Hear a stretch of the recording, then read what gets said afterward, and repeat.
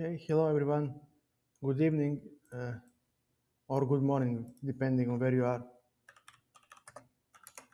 Uh, how is life? How are you? Did you follow the Euro 2021 or actually 2020 delayed for the? Oh, there is still people still play Spain versus Poland. Wow.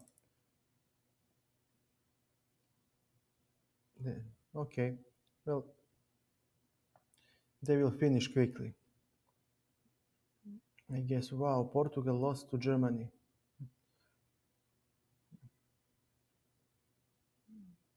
Wow.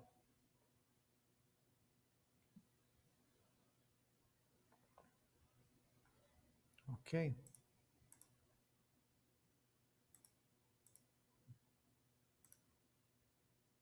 Well, while we wait for people to come, let me check a couple of things.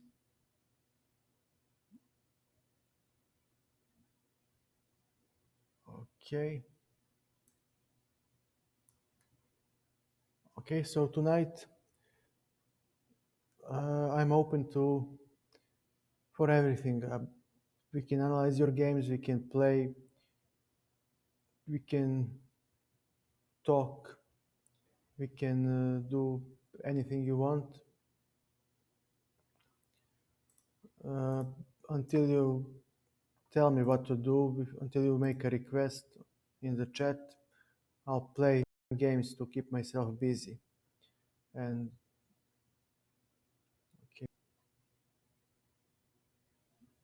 to keep myself busy and see what the things will go afterwards. So far, for people to join, I guess they all watch the football game between Spain and Poland. So I have time to check out the games from Superbet Rapid.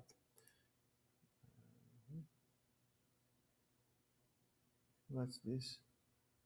I think they,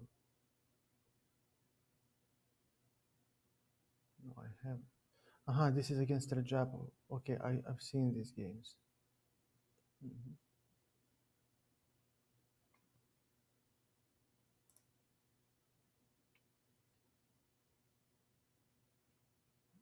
But these,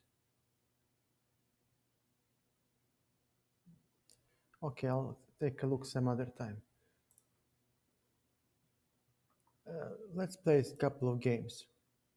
See how will that go. Mhm. Okay.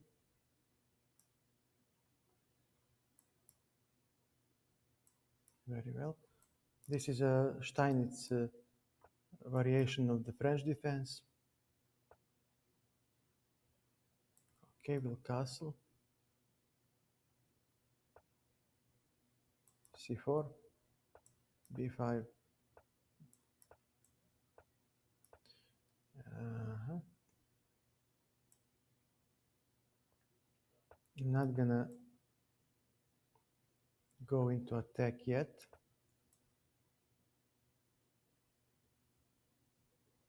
Because he will. Okay. He sure goes for the all-out attack. Most likely queen f3 will come. Very dangerous. Uh-huh. Okay. Knight to g6 will physically block. But he may play f4. Yeah, this is now going to be very dangerous. Yep. Okay, queen d8. There is nothing I can do yet. My gameplay is slow. Takes, takes.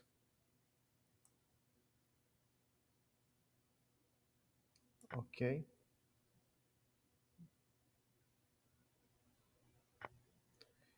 And let's see. Is there a way for me to defend? No, there isn't. So we'll take and okay. you take, and this is checkmate, mate in 2. Yeah, okay, I misplayed the opening. Never mind. Okay,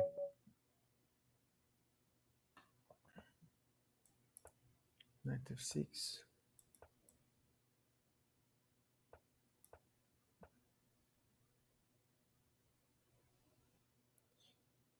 a6, we'll try Chebanenko. Maybe it will work.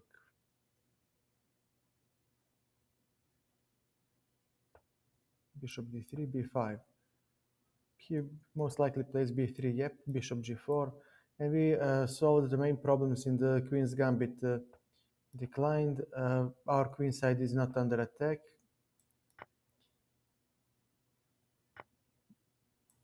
Check. I'll take it. I'll pay the price. Castles. By exchanging our good bishop. Yes, he is left. Nope. And let me see. Now what? Yep. Okay, and c5. We play c5. He might take dc, but we have queen rook c8 next. Yep. Rook c8, and we claim that we will exchange, play knight f6, and then simply win the pawn back. He might go queen a4, but again we'll take on e4 and take on c5 with the knight. That's our idea. I hope I haven't misplayed this. Rook d8, queen c7, no, queen e7 comes, and okay, he might play something like knight d6. We'll take rook c5, and okay, then comes a5 next, and we claim that we stand well. This knight is indeed a nuisance. Pardon. It is a problem, but okay. Knight takes, bishop will take. Okay, we protect the a6 pawn. Okay, that is nice too. And now, after, say, g6, we have a loft for the king. Nice. Rook c5 and rook c8. We hit his weakness. a5. Now our weak pawn is protected, and we'll play h5 next.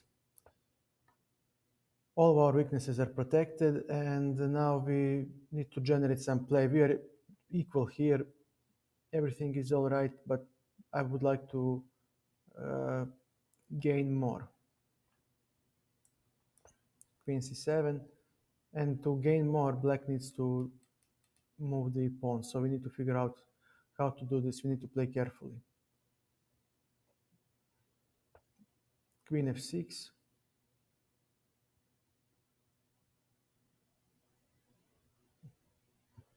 There is a trap with rook d8.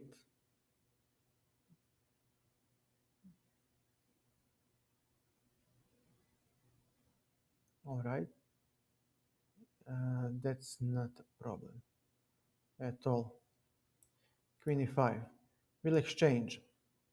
So simply exchange. He might play rook d8 now. He might play rook d8 now. Takes, and king g7. Not a big problem. And if he exchanges queens, then he has nothing. We simply have a better endgame. Yep.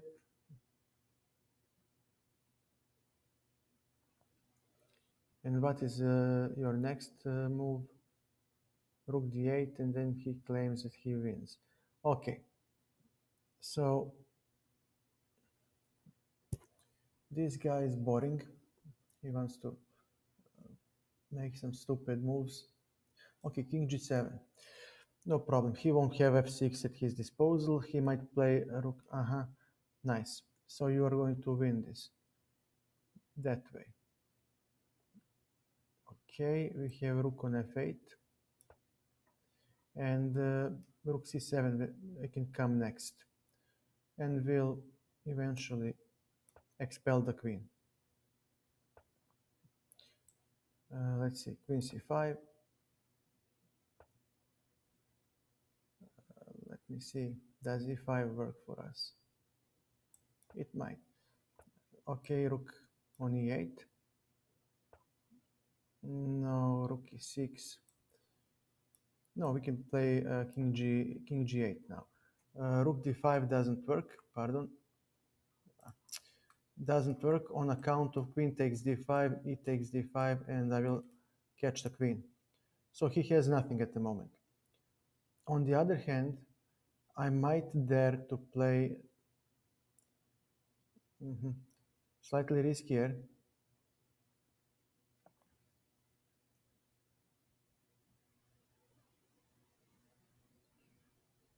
Okay, maybe not.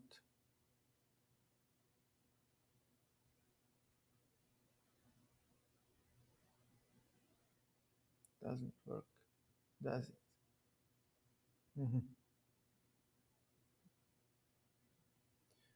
Okay, let's go f5. We need to push our pawns somehow, somewhere. So rook d5. Okay, you attack 3 times. Okay, queen b4. So he might take on e5, and I say that is okay.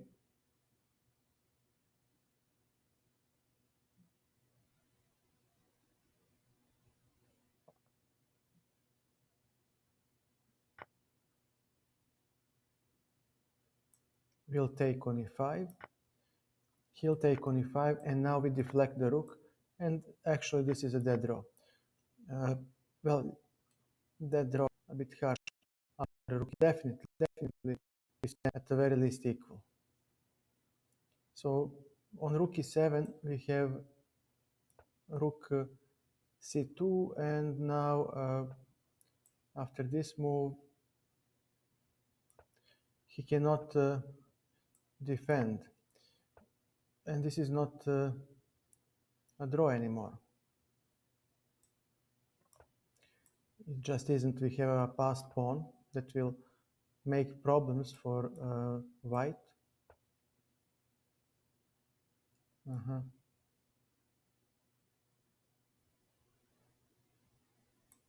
Okay. And now he says auto checkmate. Very well, sir. Very well.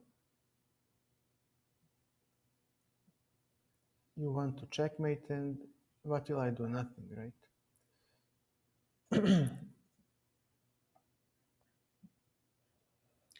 Okay, we'll play f4. Never mind.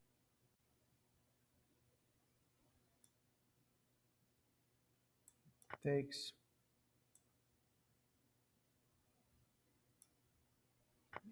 Now let me see.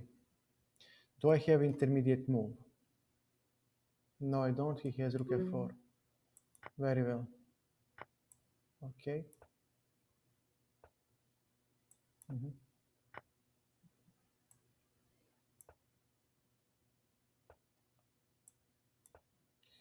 And this is a draw. Hey, thanks, Major, for the raid. How are you? How is life? Ah, yes. Now he wins. He has g4. All right. Okay. Very well. Pyromaniac, thank you for the follow. Okay, let's... Yeah, he's a coward. He won't give rematch. Never mind. We'll just warm up a little. It's too hot here, and I'm a little sleepy. Okay, let me just wake up, and I'll start cracking some skulls. Okay. Now queen plays twice in the opening. c3. Yeah, I told you, stick with Lichess. Okay, we have e4. We are faster. And now Knight f6, bishop c2. I want to keep my position flexible. b6, rook e8, rook e1, pardon. Knight e5. Very well, rook e3. We do have, after this one, no problem. Rook d3, no, wait a second. What can I do to make this guy's life miserable?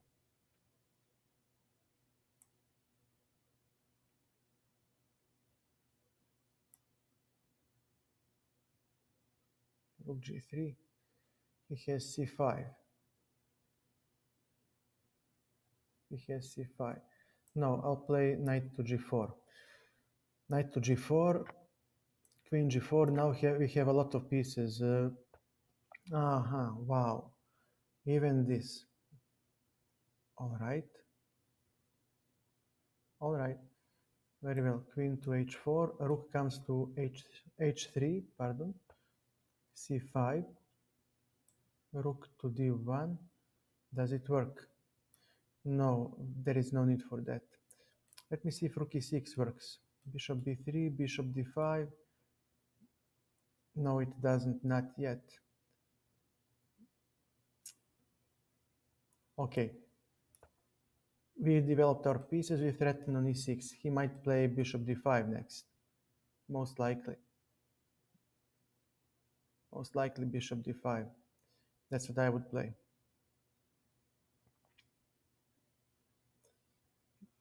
So let's see what will he play. What will I play after bishop d5? Most likely he will play it. It's a nice move. Maybe I can take, and play c4. Okay, this is mine. I will gladly play it. And let me see.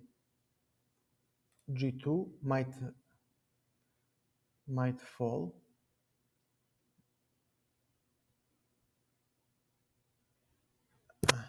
So let me see how can we defend this and maintain the attack.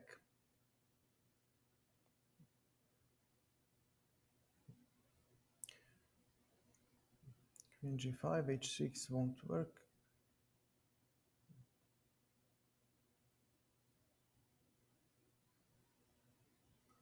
Why should I give him anything?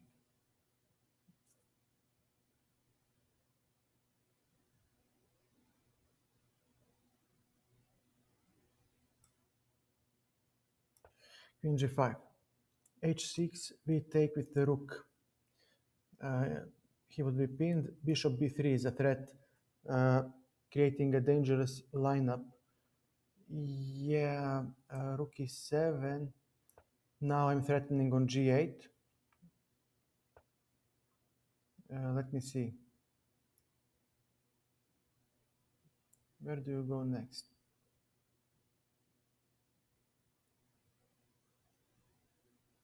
Okay, bishop b3. He needs to play queen c6 exactly to defend. Let me see what else can we play. Rook from e1 to e6. Where do you go next? He needs to play queen c8 to protect the bishop. He must. He definitely needs to play that move. Am I missing something? No. I hope I'm not missing anything. And after rook h6, we have, yeah, gh check. Okay, this should be winning, because if he takes, we have queen f6, rook g7 is the only move, and then queen takes on g7. If he doesn't, if he ignores me, I'm playing rook h7, king h7, queen h5, checkmate. So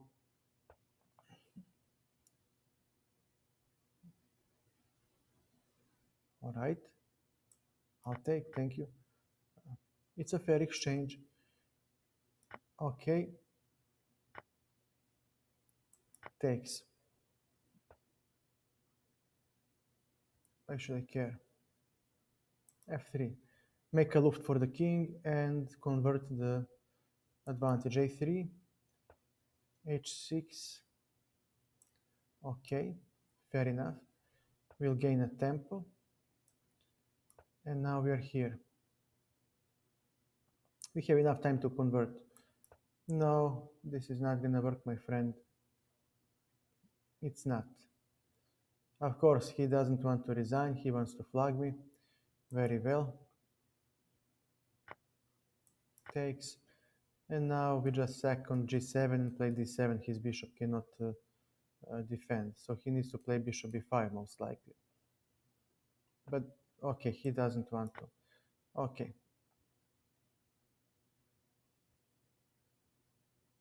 Simple chess. We take, push d7. King cannot catch the pawn, neither can bishop. Yeah. Let me see. He doesn't want a rematch. So Kasper, let us try.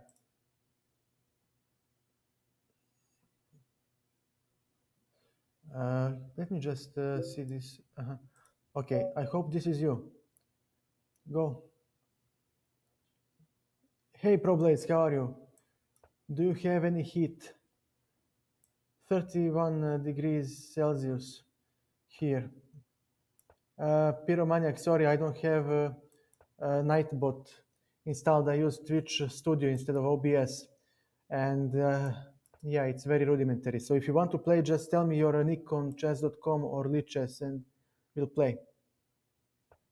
We'll play. Definitely will play.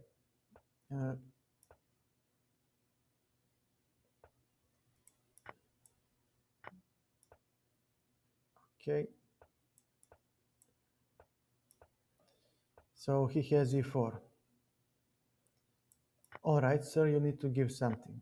This knight was his strongest piece and most annoying piece. Everything else is survivable. Yeah. And now, okay, queen b7. Just shut up and drive. Okay, it looks rough, but that's just the looks. b4, very well, knight f6. Of course, we're not gonna take on e4. Actually, we could. Knight on d5, and now it's time. He must play, okay, nice.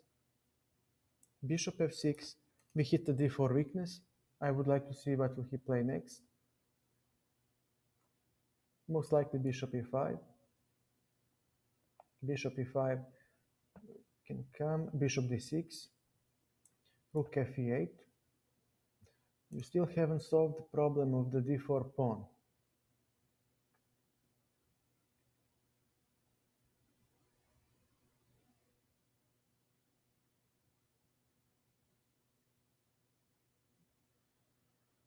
So, maybe bishop e5 will come next. I would love to play a5 at some point. Yeah, makes sense.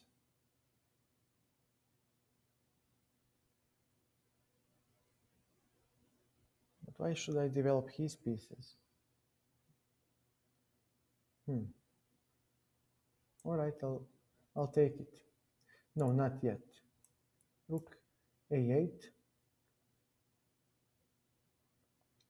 He might play this move.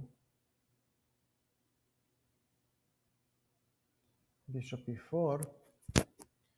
I need to... Okay, now I'll take. I need to take. He might play take on d5, rook d8. And okay, after g6, I claim that he doesn't have enough firepower to checkmate me.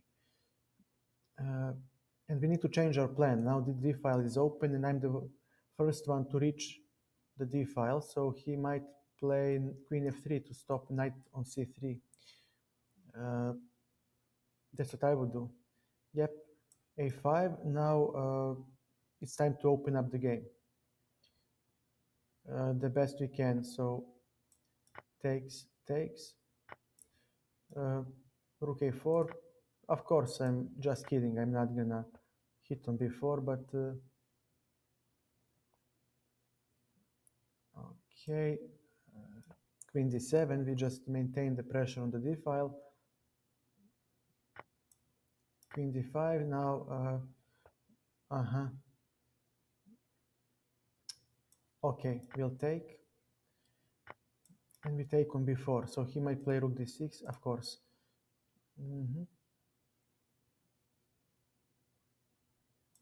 All right, fair enough. Go. King g7. Yeah, there is nothing happening here. There will be nothing. Okay, takes, takes. All right. Rook c5, he'll play rook e3. Let me see, what else can I do? G5. We have something like this. Do I have anything for myself? I don't think so. The pawn endgame will be tricky for both sides. Okay, take, take. Definitely, well, at least it's a draw. I mean, I cannot actually lose this. Check. So, okay, this was a mistake by him. And now I have protected passed pawn, and okay, now I simply convert. Yep, okay. Pyromaniac, did you want to play? Uh,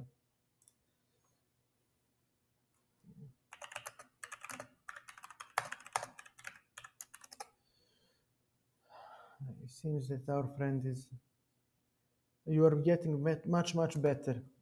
Uh, uh,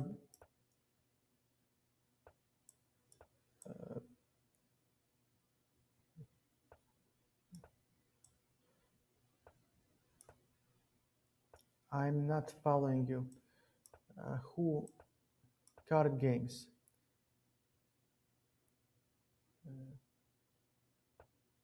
Would you like to clarify that? Some friends of yours, I assume. Bishop g5. We want to... Okay, f6. Oof, oof, oof, oof, oof. That is not going to be good. Bishop h4.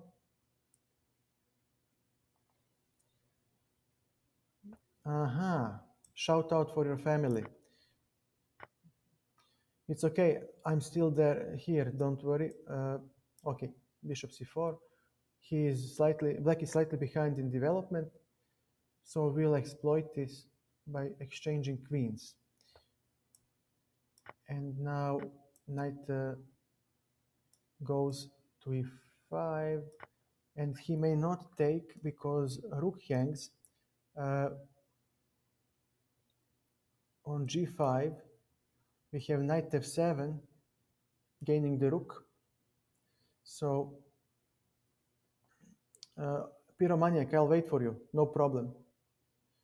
So if you want to play, there will be time enough. Okay, rook d4, nicely done. Okay, this was nice. Knight f7.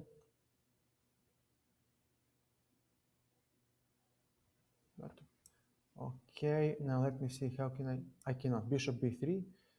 Knight to h6 might come next. Okay, he doesn't allow it. Let me see.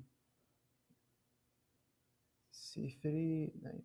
No, it won't help. Bishop d6. Okay, we'll play 5. Oof, oof, oof, we cannot play 5. Jesus Christ, knight c3. Yeah, my bishop hangs. My pieces are now scattered across the board. This is not good. This is not good. Definitely, it's bad. But I do have development advantage, so I will try to extricate the knight with rook ad1, hoping that he doesn't have enough to trap my knight. Okay, knight c6, rook ad1, and yeah, this will be rough. Hey, hey man, how are you? How is life? Welcome back. Uh, okay, he'll play something along the lines of probably bishop g4, maybe. No, bishop d7, bishop g3. We want to take on this c7, very important square, because we'll get d6 for our uh, knight. And of course, man, of course we can play knight g3. Now we need to figure out how to recapture.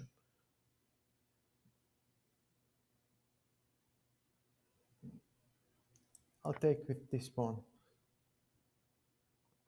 Actually, maybe this was better because I would have had knight g5 due to the pin along the f file, but never mind.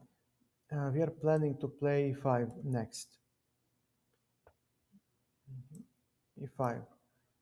He had knight a5, and he would probably win a piece. Oh, he didn't. He had to, yeah, he had to exchange. Of course, this is annoying, so he cannot play knight a5 yet. Rook d7. Okay. He'll take on f6. He'll take on f6.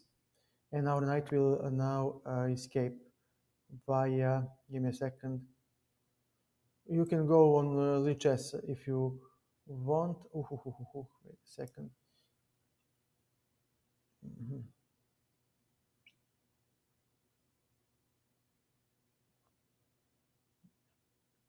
Uh-huh.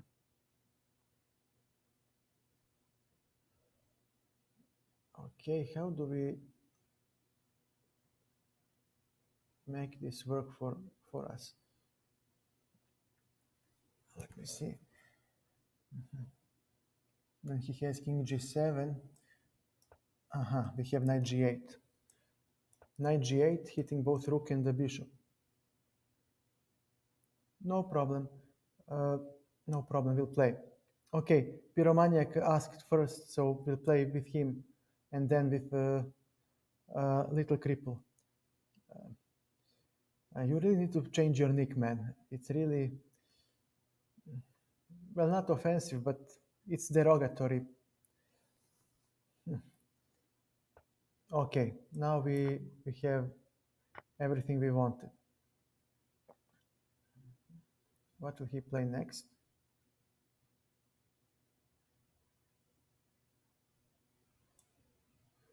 Uh, Very well, no problem, man. F3. Uh, no problem at all. So he will exchange the bishops. And this is all right. Okay, no problem. I'm just saying. Okay, now let me see. He wants to exchange bishops, but should I allow it? Well, something. It's okay. Bishop a4. And very bishops like this. No, I'll play bishop a4 and claim that now rook d4 is a threat. So he'll have to exchange rooks, most likely. Most likely he'll have to exchange, or he can play something like that and blunder a piece. Because after this move, he takes, I take, and I hope I haven't blundered anything. I really think I didn't. And rook e7 doesn't work on the count of knight d5. Rook on d8. Yeah, there is a fork with the knight. A fork with the knight. Wait, Major. Pyromaniac, you're next. We'll play, but we need to give chance to others to also get a game. Pyromaniac.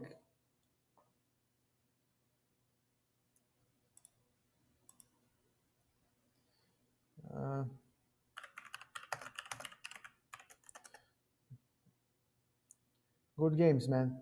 We'll play again. Let's just give others a chance too. Casper, don't worry. I had bishop e6. Give me a second. Whatever you want. Just make it unrated, please. So we can play a relaxed game. Yeah, I think you had definitely something to uh, trap the knight. After this move, let me see. Knight c6, rook a d1.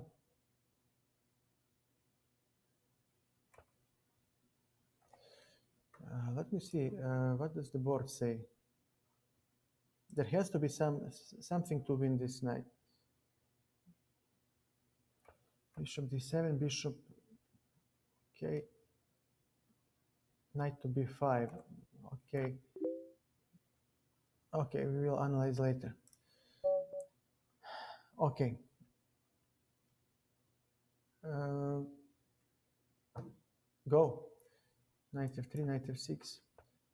Okay, we play some sort of queen's gambit declined, and this is a slow plan. This e3 allows me to play bishop f5, and now black even exchanged his worst piece, and if we finish development, we'll be fine. So we are going to hurry up and castle. We are safe now. Yes, e4 does work.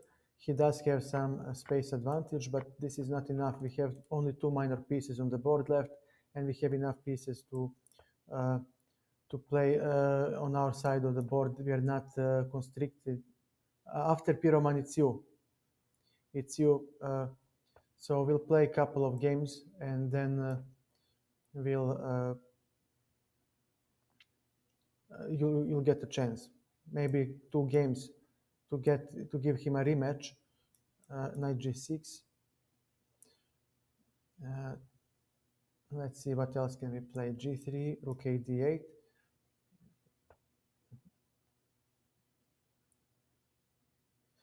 I definitely think you had the advantage in that game. You might have won because that knight f7 was trapped. It didn't play out well from the opening. So yeah, definitely there must have been some, at the very least, advantage. Maybe even a win for black. It must have been there. We'll take a look after the games. So I'm not surprised. Okay, we'll play h6 to disallow knight g5. Uh, okay, bishop c5 is a threat now. Okay, I'll go knight d5, he'll go bishop c5, and we have queen a6 to prevent c4. So maybe he can play, no, he cannot play c4 first because I'll take with the knight. So that's not what white wants. We control the c4 square, important square, and we defend the a7 weakness. Takes, takes, and we'll play b6. b6, okay. And this actually should win a piece. Shouldn't it? a5, he needs to play c4. He needs to play c4 if he wants to stay in the game. But now the pawn structure horribly changes because we'll take AB, he will take on d5, and now we have isolated pawn, and we talked about isolated pawn today. So we are literally building Alekhin's gun here, but no, we are just going to take. He may not take with the rook because of the pin. So okay, this is fair enough. Now e5 is under attack, so we have a pawn mass, and this is going to hurt.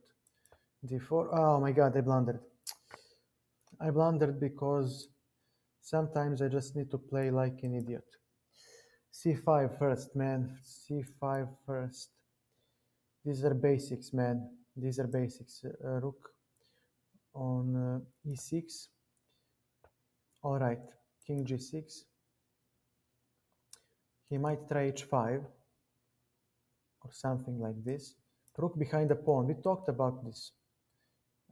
It's a known trick. Okay. You know what? You need to play two. You need to play chess as well. So play.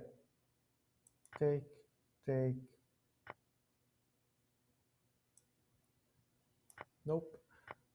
Okay, c3. He will take here. Okay, c2, and now my pawn just queens. All right. And now you need to answer my question. How do you prevent the queening of the pawn? Rook is under attack. Queen threatens. No, I'll just take. I'll just take and take the queen. Okay. Let's finish this quickly. What's this? He resigned. Okay.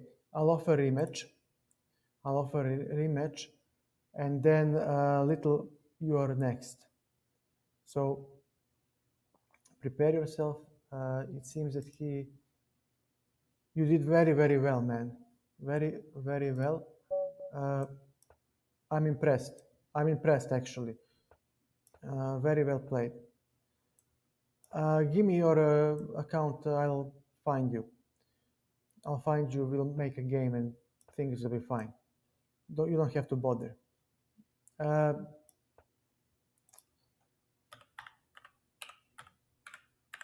This is my, pardon, C5.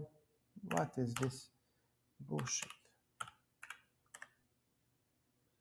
Yeah, this is the name of the count. This is a bad move that he played. With the bishop, he blocks his e-pawn. No, I have this. So he'll play maybe h6 next. But I'm fine with this. f6.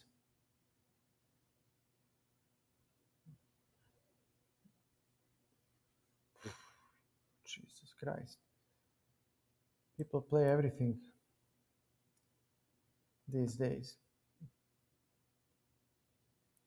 Hey, Kaspi, catch you later. Well played. You have improved, definitely.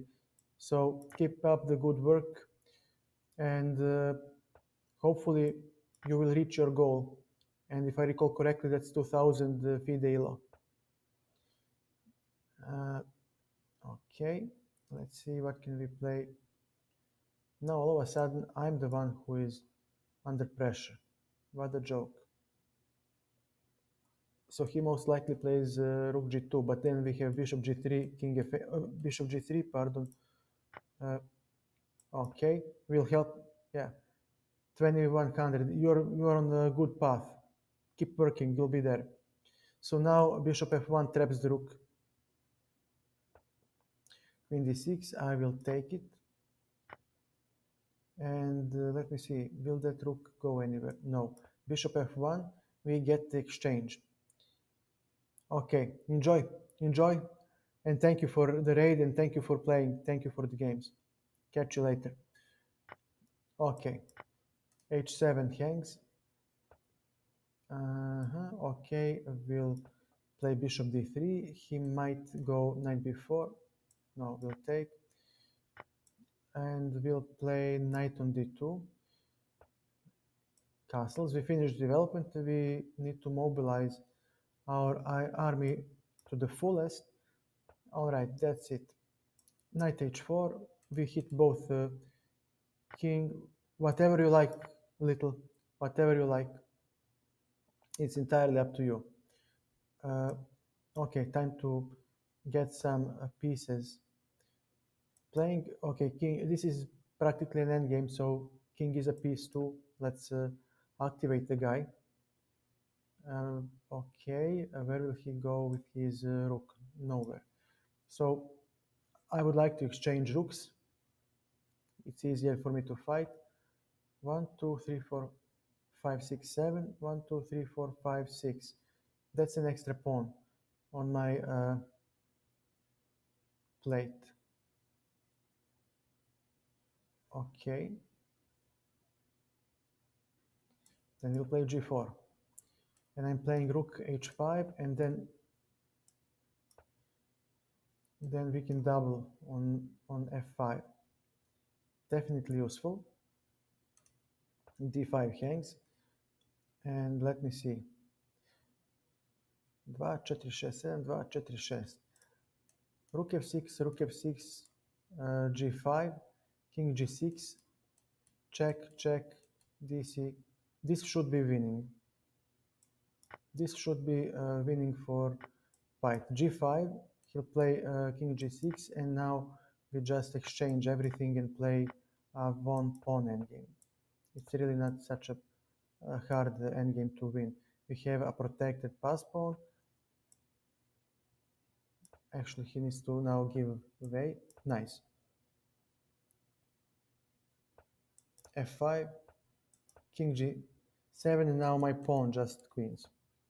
There is no way for him to defend. Again, he played very resiliently.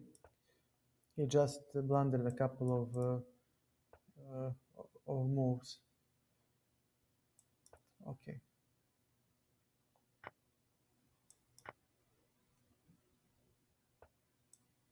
All right.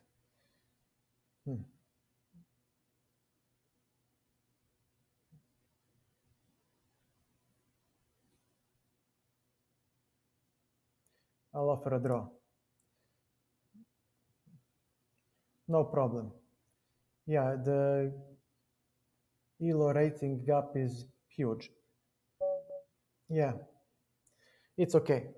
It doesn't matter.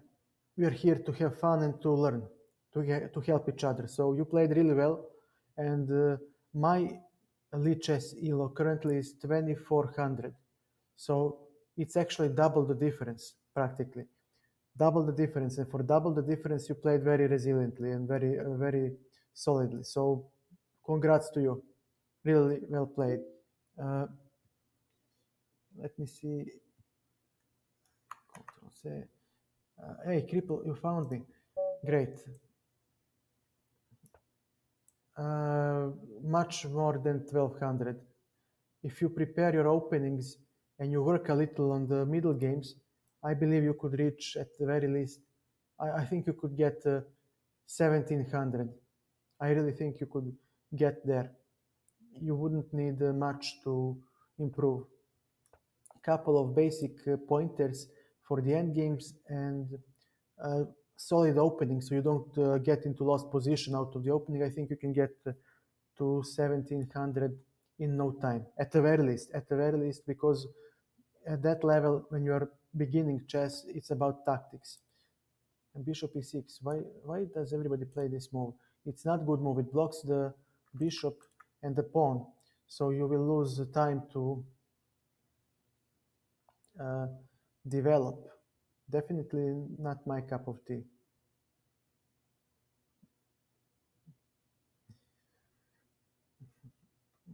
Good luck. We'll try to help you reach that goal. You can check out on my About page panel that shares knowledge that helped me reach to 2000 FIDE ELO 20 years ago. So uh, maybe those streams will help you. They're hard now because they were dealing with pawn structures. But tomorrow I'm finishing with pawn structures by covering Carlsbad pawn structure. And then we need to prepare for some serious stuff that will improve your rating. Because yeah, pawn structures are great to know, and it's nice because it helps you build a plan. But it's not enough. We need to deal with the end game and with the other, well, technically end game and opening preparation first. Okay, queen c2. I would like to induce a weakness of some sort.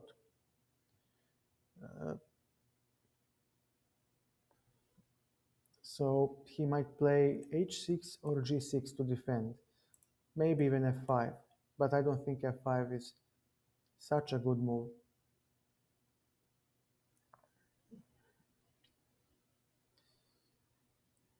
So we'll definitely try to help everyone who want to improve. Give me a second. I just need to check something while we wait for black to move.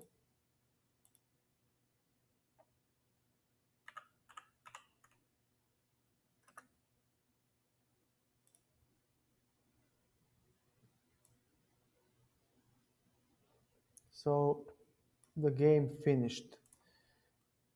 Okay, and what is this? He just blunders a pawn.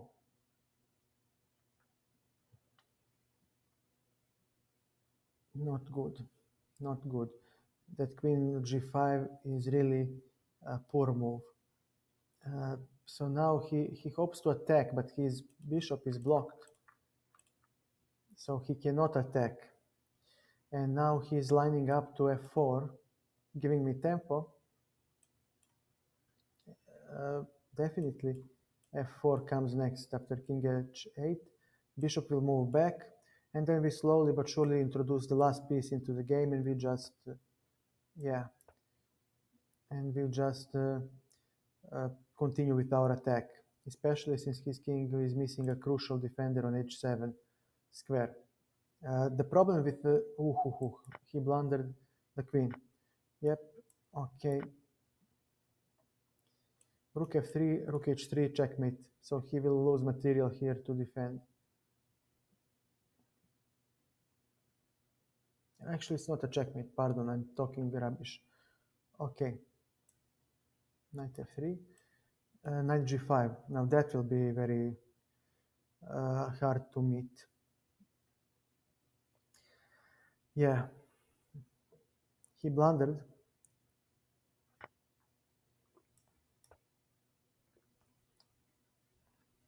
Rook hangs, and his pieces are so horribly blocked that they cannot participate in defense. Checkmate.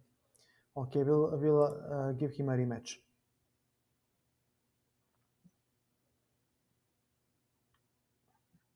Kasper really improved. I remember when we played GG. Do you want a rematch? I sent you a rematch request, so we can play another game. You don't have to lose. I guess.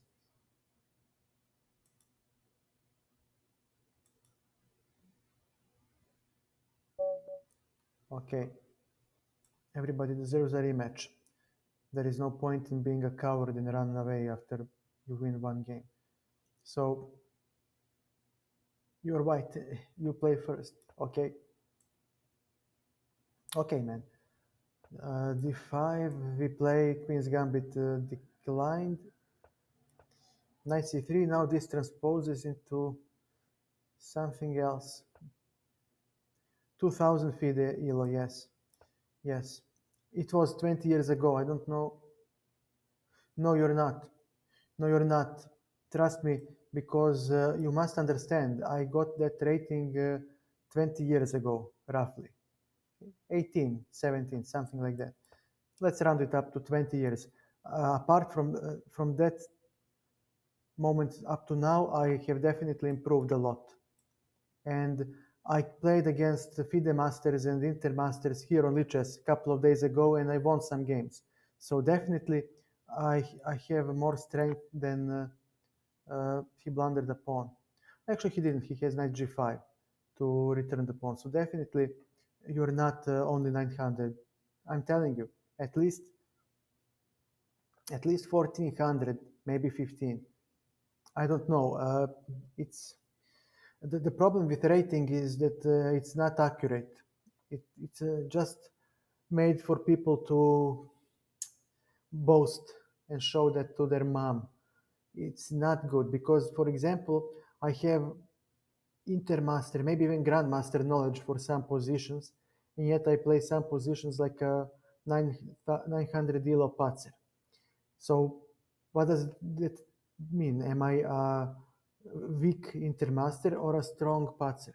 He blundered a knight. He blundered a knight. I don't like to look things like that. You need to uh, look every aspect of your game and say, okay, this is the strength in the end game. I have like 900 elo strength. expressed via rating. In the opening, I have like 1200 elo strength. In the middle game, well, I play this position like a grandmaster, and that's much more appropriate assessment and much harder assessment to make, but actually the one that will help you in the long run to improve the best. And what elo rating is a sum of all those ratings. So your middle game, end game, opening, piece play, pawn structures, all this is averaged and you get an elo. And that's deceiving. It's deceptive because, as I have said, some things you can play like a grandmaster and some things you can play like a putz at some aspects of the game. So elo rating alone will not help you, because I have a friend, and actually in the picture left of my camera view, there is a guy straight right from the cup. He's holding the cup from the right side. Uh, uh, we need to give you the opening that gives you a playable game. You don't have to aim for Grandmaster strength in the opening. You just need to get out of the opening with a playable position, so you don't lose and you have options. You need that. You need to know basic plans in that middle game, and that's it. You will work on puzzles on your own, and you need basic principles in endgames, like rook behind the pawn, blah blah blah, and so on. These kinds of things, just basic stuff, basic stuff, so you can have an idea how to play the endgame. And I dare to say that you can reach 1700 with proper puzzle training, definitely 1700 right off the bat. So there are my streams about all right, but now I win a rook at the very least. Let me flush out his king a little bit more. Can I do that?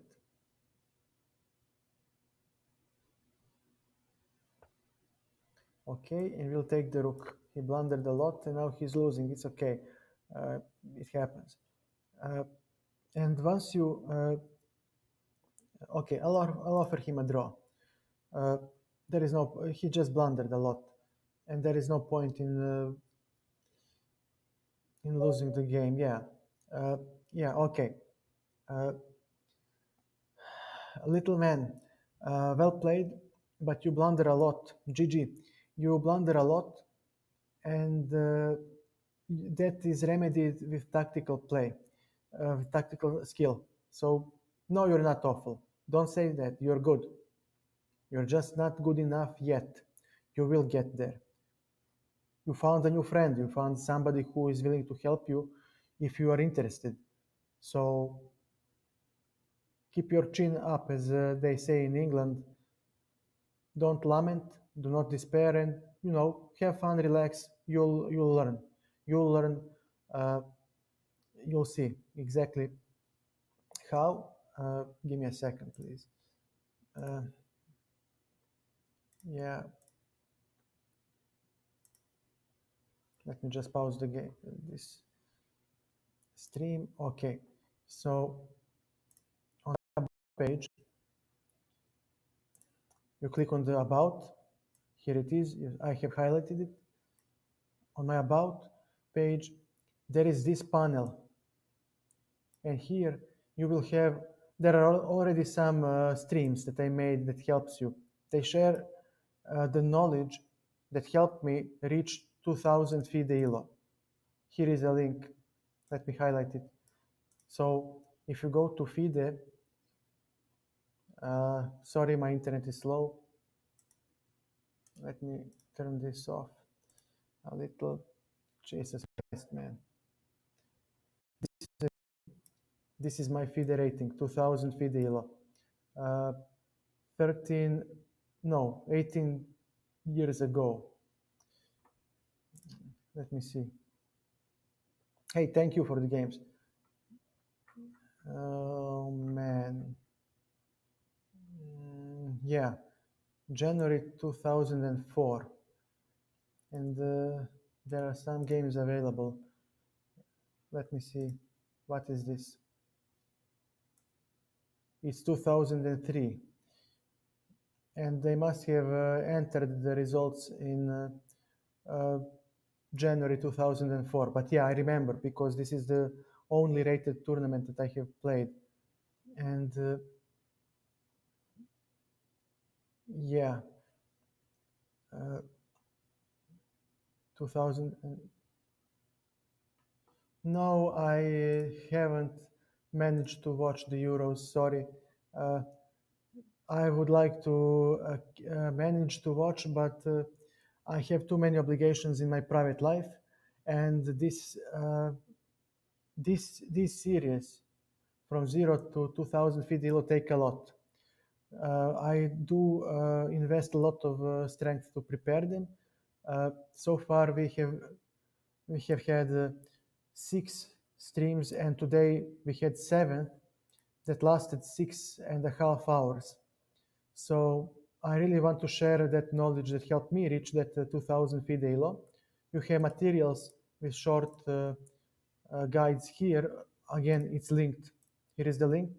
So you have all the streams saved here, backed up, a short text file with guidelines that summarizes the stream, and you have illustrative games and examples, PGM files that help you go through the games again, so you can learn from them, so you can see the tips and tricks and guidelines in action. Uh, Here is the link. The link is give me a second. Copy link under address. This is the link, and on my about page, you just click on my about page. You see it. I have highlighted the about page. Here it is. Look at my mouse. And on the about page, you see this from 0 to 2000 FIDE ELO series. There is a link. Here it is. I'm going to highlight it again. The GitHub link that I have posted in the chat. And every stream you can rewatch at the very least on my YouTube channel. I made a YouTube channel to serve as a as an archive for the past broadcasts, because Twitch deletes uh, past streams after 2 weeks. So at the very least, you can rewatch the streams later when you have time. And if you don't have time, well, there is this link, as I have said, and you can go there, go through the text file. These are short. They have guidelines that you can quickly look through and apply them in your games. And of course, there are illustrative games that you can use to uh, to go through them and see the illustrated the guidelines illustrated in those games to see how it works in practice. Uh, Life, like everywhere else, it's hot. We have COVID problems like everybody else, and that's it. Nothing special. Nothing special. Uh, okay, let's try to get some games. Maybe uh, we'll get some interesting games that we can all learn from. So let's see. Okay, this is very frustrating. We don't get to get a game at all. You see, you just cannot get a game like I'm Magnus Carlsen. Funny thing, he has easier time finding a game than me.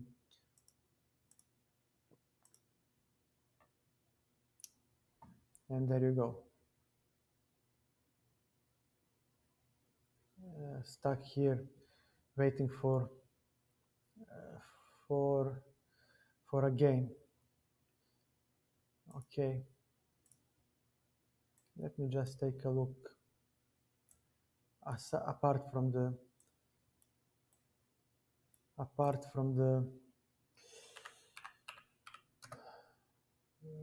2021, and now we got somebody.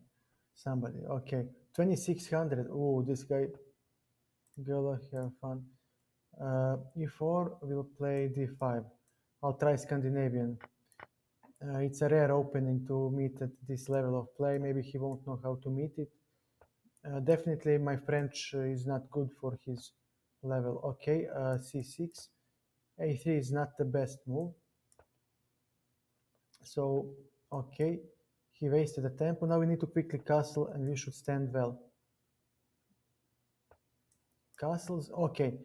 Knight will, great. He wasted another tempo.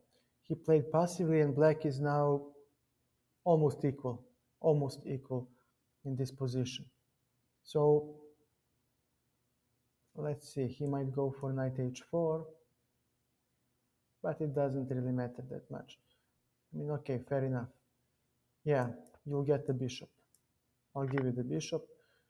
And after knight to d5, this knight, okay, ed5. Now this bishop is blocked. Queen d3. What can we play? He goes for c4, most likely.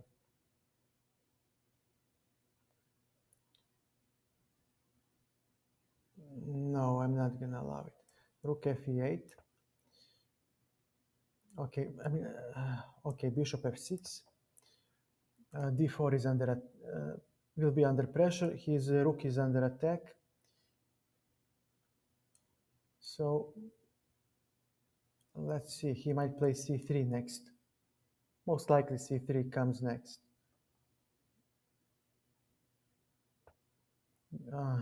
Bishop d2. Okay, queen to b6. Now d4 is under attack. He needs to make a move. Bishop e3. Fair enough. That's fair enough. A5. Now we're going to play a4, putting the pressure on the bishop because look, my queen x-rays the b2 pawn. So he may not play c3. He will hang a bishop now. And actually my queen is very nicely posted here. This knight is actually the worst placed piece. So we need to find a way to make it work. All right. A4.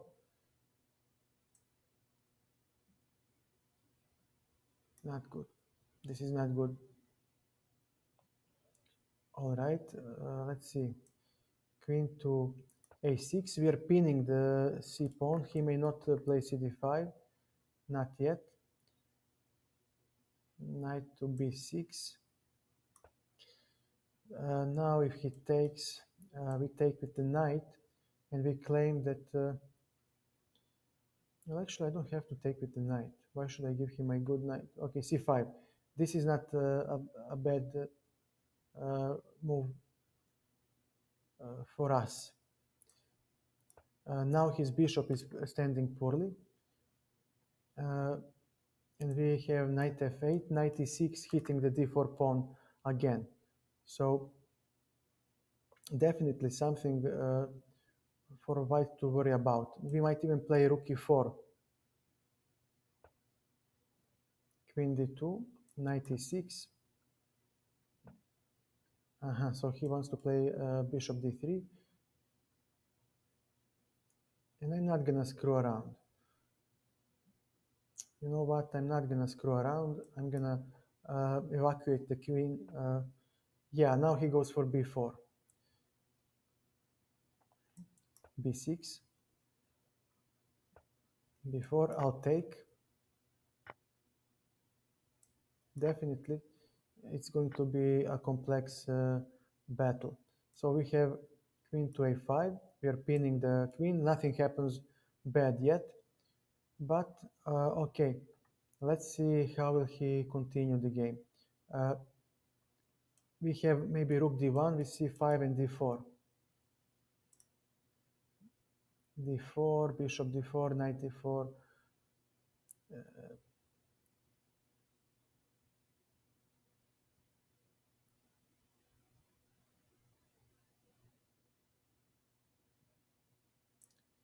I'll preemptively play rook d8. c5 is next, coming with the d4 push.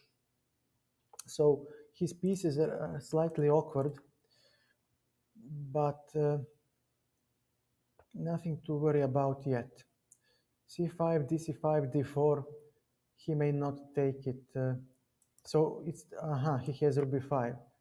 He didn't see that. Okay. And after queen to. Actually, do I have to play that? Why not?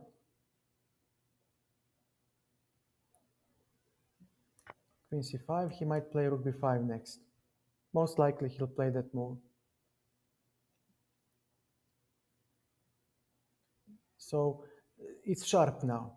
It's sharp. He has bishop pair, very good for white. He has a passed pawn, but we cannot say yet if it is a strength or a weakness.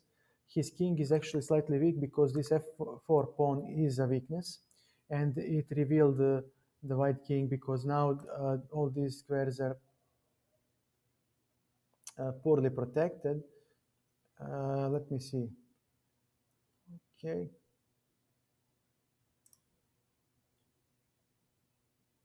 All right. Take, and you have nothing yet. And we talk, no, I'm gonna stay in the middle game by playing rook a5, rook a5. And I claim, my claim is, okay, fair enough, that after queen to a7, a4 pawn is weak. All right, you have every right to play that move.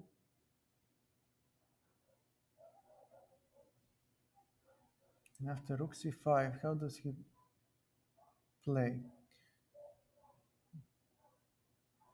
Rook c5. Bishop d4, knight takes. Actually, I don't have to. I can take, yeah.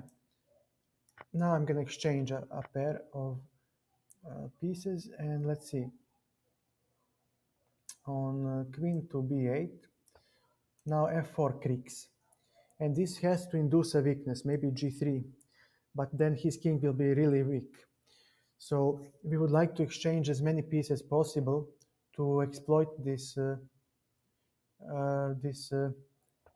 future of the position. Or he can get rid of that pawn. This is also a nice solution. King, h8, okay, g6.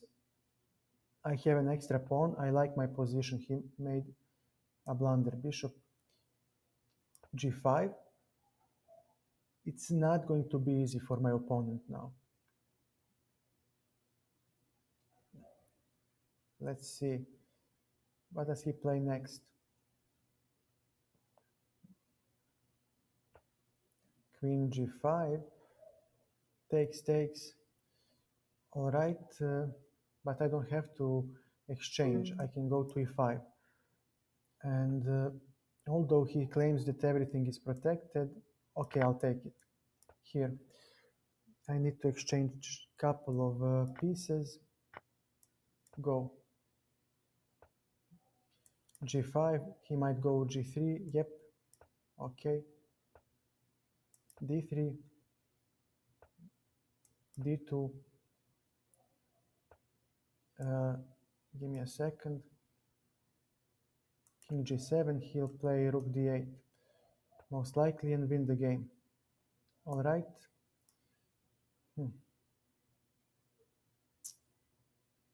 Yeah. GG.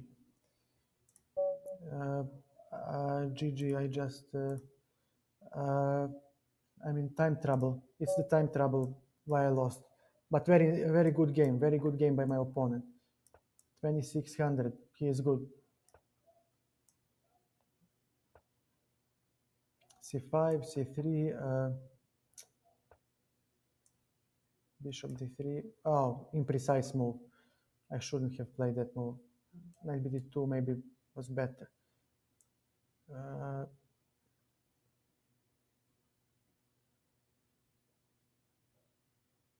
all right, bishop e5. I want to induce a weakness with f6. So I will lose a bishop, but I will gain something in return.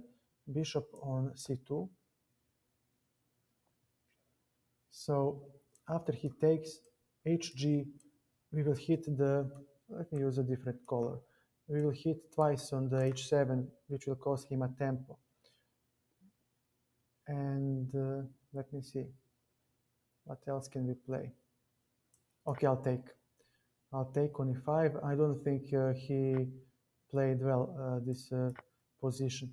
Now h7 is a mess. This bishop g6 is a threat. Okay, bishop g6 definitely. He cannot castle, and let me see. Takes. Why should I be afraid? So he wants to play 4 next.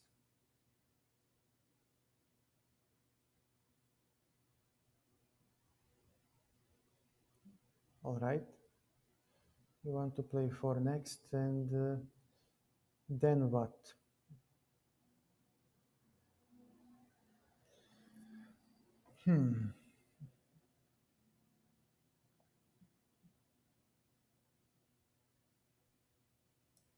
Queen c2. On e4, we might sacrifice the bishop. Most likely, I'll sacrifice the bishop and claim that I don't have to. On e4, I do have knight d4. I do have knight to d4, and okay, cd. Okay, now how do you attack the bishop? King f6 most likely. King f6. He'll try to play that move. We do have f3 on the other hand.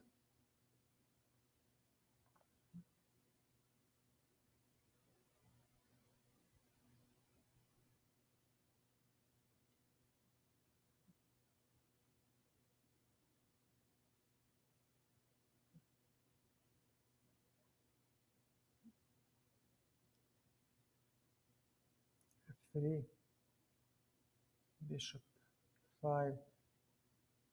Okay, it's gonna be hard to play this one. I'll give him, oh wait. Bishop h7. Bishop h7, he might play g6. I misplayed the position. But okay, after f3, yeah, definitely I have misplayed the position. Yeah, g6 is very strong. f3, bishop f5, and well, actually, on g6, pardon, we do have bishop g8, but king g7.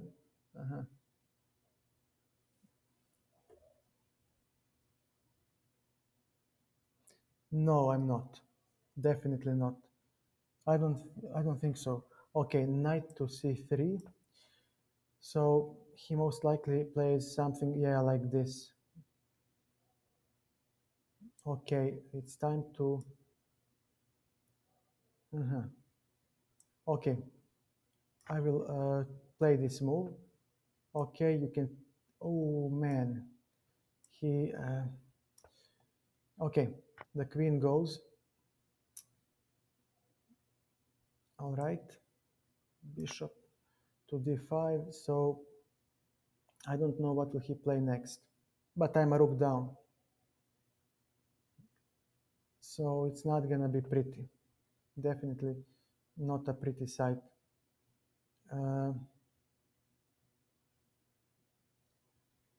Yeah, I need to resign this. There is no point in playing anymore. This position. Well played. He left. He's way too strong at this moment. I mean,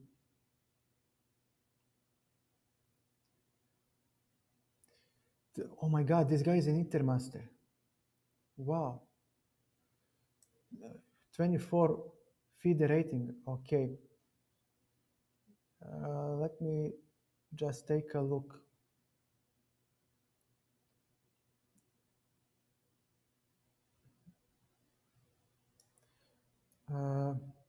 Okay. Let's try to find him. FIDE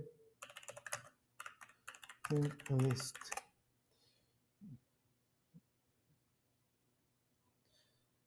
Venavi. Why can't I find Germany? I'm just curious.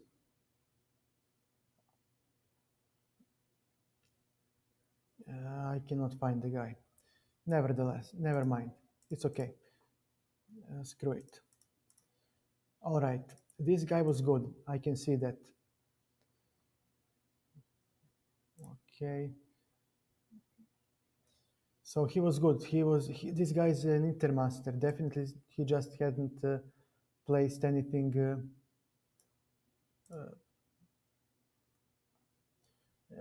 in his profile. Okay, these were nice games. Let's try to analyze them to see what happened. Why did I lose? Maybe I can learn something from my defeats. So here, he misplayed the opening. Yeah, black is slightly worse, but nothing special. I really think rook e8. Okay, bishop f6. Okay, now black is just fine. Bishop e3, a5. Yeah, nice. Thematic attack on the queen side. c4, queen a6. Yeah, computer move. Not hard to explain. We want, okay, queen c2, knight b6. Again, computer move, we explained why. We want to maintain the d5 point. Maybe if he takes, I was intending to take, yeah, with the pawn. We don't want to give, to play knight d5 because he would take on d5. Yeah, you see the computer suggests the same. And this is not hard to understand because we need to compare the pieces. His bishop is actually a horrible piece because it has nowhere to go. It has no prospects. Meanwhile, my knight is a very strong piece. Therefore, if he exchanges, we would like to maintain this horribleness of the white bishop. So we don't want to exchange the knight for his white bishop.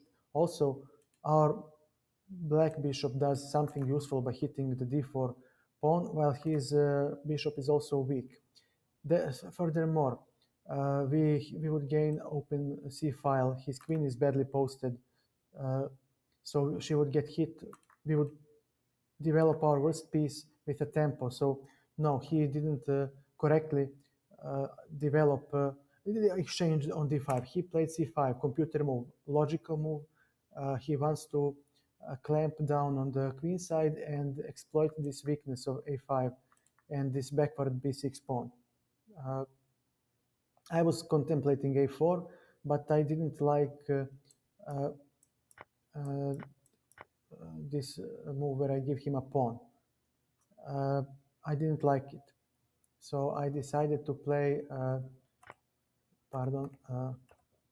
knight on d7. I'm still better here, a4, knight f8, computer move. We commentated in the game, we want to put pressure on this d4 weakness. Queen d2, knight e6, bishop c2, queen to a7. Okay, b6, I saw this move, but I thought first to remove the queen because on b6 I thought that he will play bishop d3. b4, no, rook b1, b6. Yeah, we hit at his pawns. These are weak. b4, a b4, c b6. Nice. He plays really well all the computer moves. Rook b4, queen a5. We said, we explained why we play this move. This piece setup is unfortunate, and now this bishop is overloaded because he needs to defend both the queen and the the pawn. So there might be some tactical hits at some point for black. C5, I said that I did take this into an account, but I didn't. After this move, yeah, there is rook d4. And I didn't calculate well. I thought that he will play bishop d4, and I missed rook e d8, completely winning. This is the move that I missed, this silent move. I thought that I need to take, and then he takes, and this is the line that I calculated, claiming that he wins. But I completely forgot that after bishop d4, and I can take, and yeah, I have something like this, and when he moves the queen, takes, simply winning. I didn't see this, so give me a second. Rook d1. So we played the rook d8, trying to bolster the d pawn. f4. Now c5, but it's less stronger than the previous move, but still black is better. And okay, bishop e4. This guy plays like a machine. Rook e5. Okay, rook e7 was recommended by the engine. Yes, now he has rook b7, most likely. Okay, computer wants prophylactic g3 to protect the f pawn that is weak, but he wants to attack. Queen to a7. Okay, queen d6 was really stronger indeed, because we repositioned the queen with the tempo hitting the f4. Yeah, that was better. Queen a7, rook c4, rook c5. Yes, we want to now alleviate some pressure, because white king is weak. All these squares are weak. So white king is actually quite naked, quite exposed. His bishops are the only thing that protect him. So if we exchange couple of pieces, we can generate a lot of weaknesses that we can exploit in white's camp. Also, we can open up some files that are very much needed for black to start attacking the king. f4 is a weakness as well. So we would love to put pressure on that too. So we can induce g3. Then light squares in white camp would be very weak. And with these dark squares weakened, we would just need to exchange a couple of pieces, open some files, and then our penetration would be decisive. So black seeks couple of exchanges. Bishop d3, takes. Yeah, not the best. I had queen e7 maintaining the advantage already. This is hard to play. Knight c5. Here we both had low time, so in a complex position like this, you really need to think as black, because I have microscopic advantage, and if you want to keep the game going, you really need to play the strongest moves. Queen d8. Okay, f5. gf5. I thought that he will take with the bishop. What did I miss? There is d3.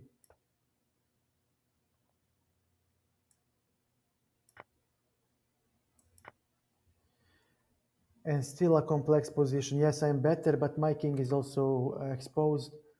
And I don't know, it's not so hard for me to push the pawn. So, okay, if he doesn't take there. Okay, complex position where black is better. King h1. I don't like this move. Okay, of course, we defend the extra pawn.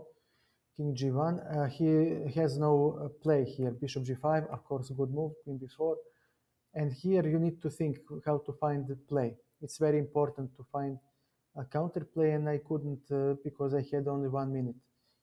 No, actually, I had 46 seconds. Yeah, I'm looking at his time.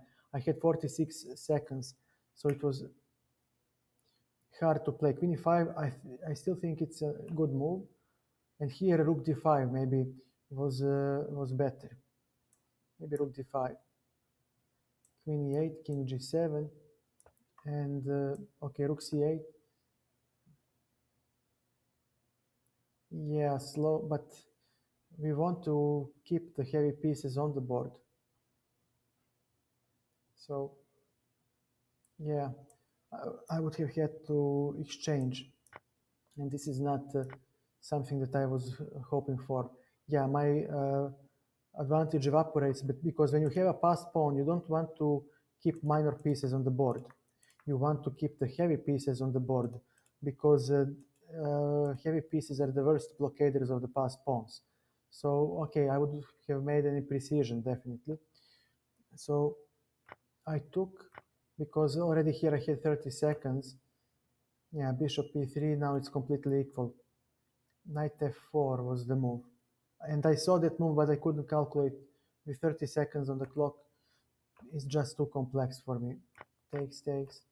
Knight f4, bishop f1, it's equal. g5, now he is better. g3, yeah, he just pushes the pawn, and I had to play rook b8. I played d3, yeah, now he wins. He simply wins because he has, I mean, on this move, takes, he can just play something like this and queen. And there is no way for me to defend. If I drop the rook, he can simply exchange and again queen. So I had to attack his passed pawn and exchange it, but I didn't want to do that. I wanted to play for a win, and it backfired. So let's take a look at the last game. Sorry. Okay, queen d5, c3. Okay. Okay, I wanted to. Okay, there is bishop g5. Bishop g5 is good enough, but I wanted to induce some sort of weakness before I relinquish my bishop. c4. I know I'm better here. e5 and knight e5 was I couldn't calculate. Uh, yeah, knight e5, knight g3. I saw this far and I couldn't calculate the rest. And this move hits the queen. So after this move, we have 2, 4, 5, 2, 4, yeah, 2, 4, 6, 8, 2, 4, 6. Yeah, I had a pawn. So yeah, this knight c6 was uh, the move that I have missed. So I played d takes e5, knight g3, hg3, and now I needed a move. And I also had bishop g6. I like this move. Oh my god, bishop g6. Yeah, he may not take because now his rook will fall. And when his king goes to e7, knight g5, and I already have an attack. This will be horrible. Knight f7 is a threat. Uh, rook h7, maybe even queen h5. All kinds of threats are cropping up for black. So I didn't play that move. I played rook h7, and now I'm only slightly better. Bishop g4, bishop g6. Now he is better. Jesus Christ. This is so illogical. I needed to play 4 immediately. And d4, queen c2, yeah, he's better. And yeah, I saw this move and I wanted to play it, but I thought I can play knight d4 and have f4 square for my bishop. cd4, king f6. Yeah, I should have sacrificed, but I got carried away with the idea of saving the knight. Queen h8, now f3. Yeah, I calculated this, but on f3 he can play bishop f. Oh, bishop f5. Jesus Christ, he cannot play it because I just take. Oh man, I missed that move. Okay, so I should have played f3 first, but he wins anyway. Okay, so it's a winning advantage for our opponent. Okay, life goes on. Let's play a couple more games. If there is nobody else who would like to play, or if you don't want me to analyze a game or two, let's play. I think that the games were interesting enough.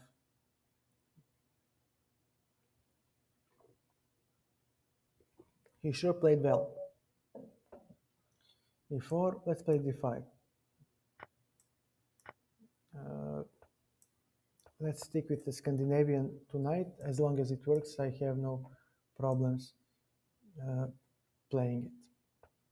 It's a simple opening. Okay, knight to d7. I'm not going to allow knight to e5 yet. Okay, c6. He plays a modest line. Knight e5.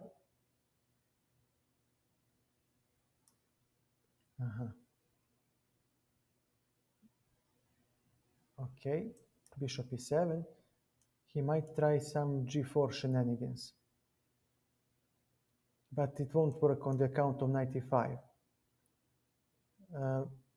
He takes, I take on c4, and he is a piece down. And if he plays g4 and knight e5, d takes e5, I take with the knight on g4, and I'm a healthy pawn up. So I don't think the g4 works for my opponent. And if that doesn't work, okay, bishop b3. Now he will start playing something like g4, but we are not that worried. We'll play bishop g6 and on g5. So this is your plan. Okay, nice.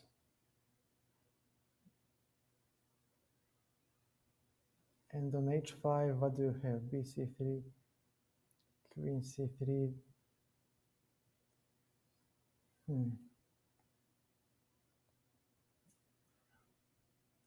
Can I swindle the guy somehow?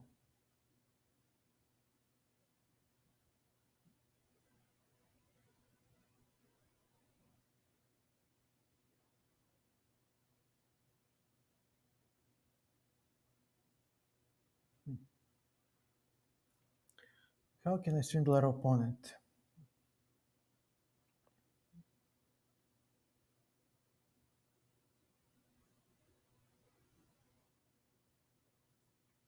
I can't. So I have to give him a piece, right? Okay, fine, you got a piece. You got a piece. Let me see what can we do to to get something in return. He might play h5 next, but then knight c3 is strong. Queen e1, knight d5. Okay, now let me see. I saw something. No, there is nothing for me in this position anymore. Okay, cd5, h5, bishop e4. I will induce a weakness if I can. Bishop c5.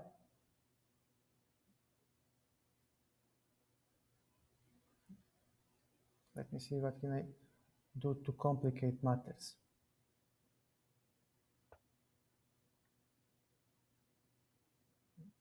All right.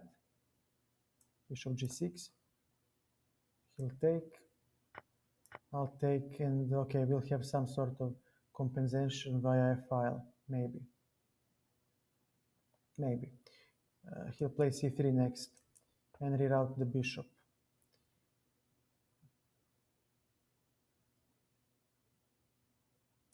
Queen b6. Okay. c3. G5. No, we'll just play rook f4.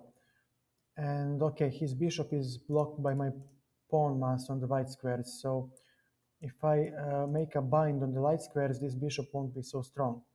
And I do have heavy pieces on the board, so I can claim that my king is safer, and I might open up his king.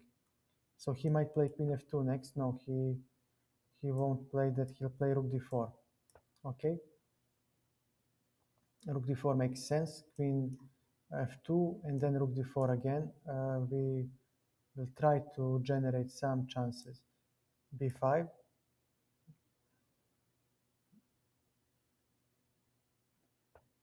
queen e3, okay, queen to,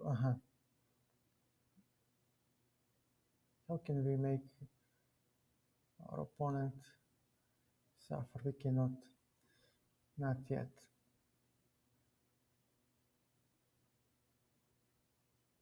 Does queen e7 work? No, it doesn't. Okay, queen e7, never mind. He'll play rook d4, and he slowly but surely exchanges. Queen to g5, and all right, we'll try to play rook g4. We have tactics. Of course, he's gonna see it. Of course, he's not gonna blunder such a simple tactics. All right, takes. If he takes on a7, we take on e5, and okay, we have some open file, but it's not good enough. He has queen b8. No, he doesn't. But nevertheless, h5 comes next, and his king might become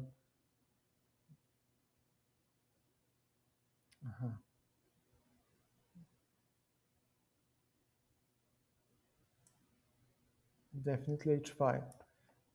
We need to play the move that gives us the best chances to complicate the game. All right, gh5. My king is now very weak, but at least I have a passed pawn that might bring us some sort of counterplay. I'm not saying that I'm winning, I'm not saying that I'm standing better, but rook g1 comes next. Sorry.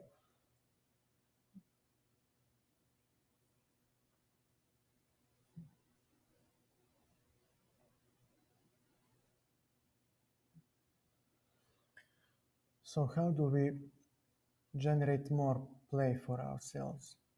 Okay, check.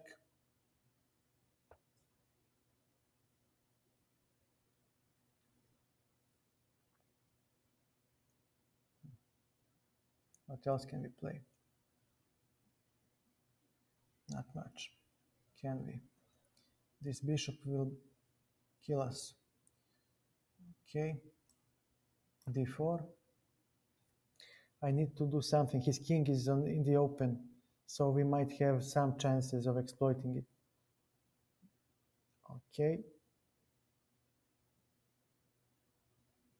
So you want to checkmate me here, which is fair enough.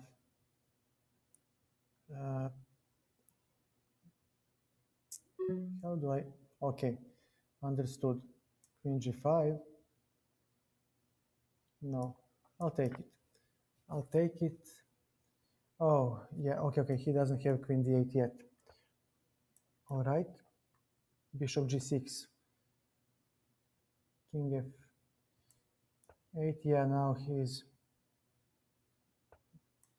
having a lot of play. Yeah, okay, never mind. All right, he left. Okay, Scandi, didn't work. Never mind. f5. Okay, I'll play d5.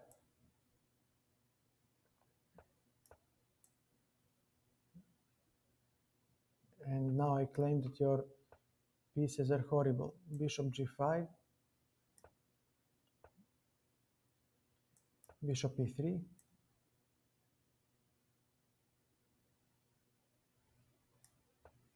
e5, okay, bishop d3,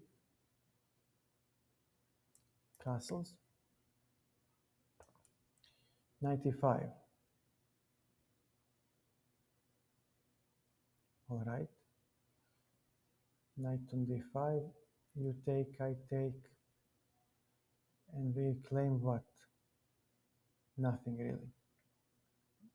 All right, I'll take it, and I'll play Let me see, how can I exploit this? Bishop on it, no.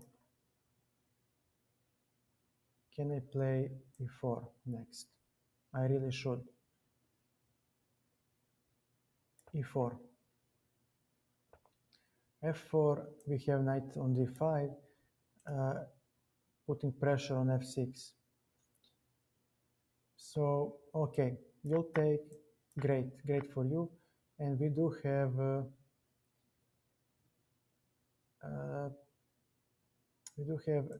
f3. My dark squares are now horribly weak. I would love to play c5 next, queen c2, g5, h3. We need central play, rook fd1. Okay, he does have way better position now. Takes. How will you play next? Okay. Now the attack doesn't work anymore. And we have protected pass pawn, but so does he. g4 takes. Queen f2. No. We'll play a king. Wait, give me a second. He has this move. No, I'll just take. I'll just take and claim that after a3, I will play b4 and simply we have counterplay. It's a bishop endgame, so no, I'm sorry, but that's not gonna happen. Queen d3. All right. All right. Let me see. What can we play? Bishop e2, but then he has a protected pass pawn. So I would rather defend this position. e5. Bishop e4. And now bishop d5. I'll take it. King f1. d3. Bishop d5. And okay. I'm lost. Okay, well played, sir. Maybe he'll offer a... No, he won't. He'll run like a coward. Okay, never mind. Never mind. Okay.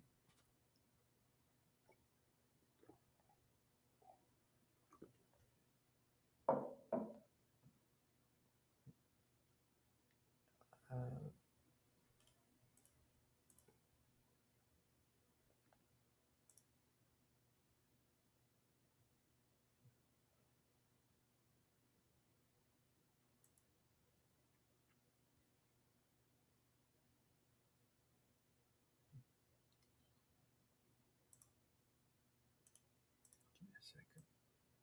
Let me just do a couple of things right.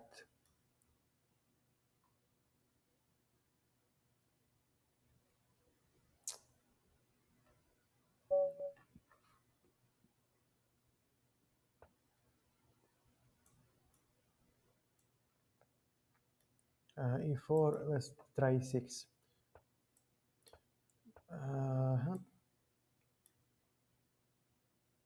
I'll take it and play the Rubinstein. No more space constricted moves. Okay, bishop d3, c5, hit, takes, bishop e7, castles,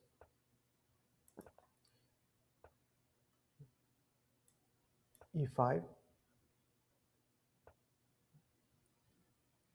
Okay, whatever. Okay, takes. And after queen c7, actually, my queen is better than his queen. We'll, okay, put the... how can we defend the pawn?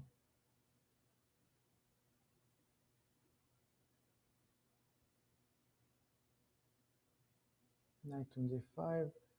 Is there anything that we can do? Rook f1. All right.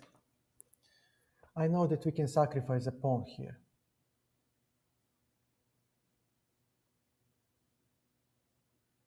So definitely worth a try. So if he goes on e5, we have bishop d6, and then we'll hit the h2 pawn via x-ray. So he doesn't achieve much with this type of play.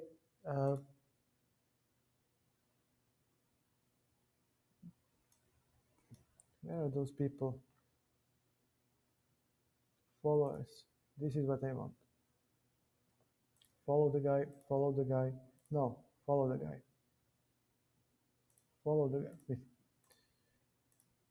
Follow the guy. Follow the guy.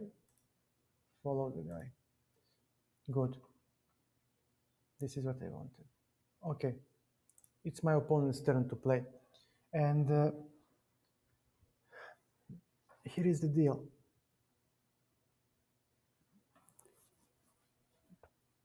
Rook a d1. All right.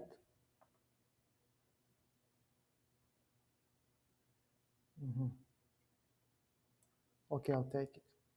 We have to recapture somehow. And let me see. King f8 will protect this rook. If he takes, we take. He does have rook d7, but okay.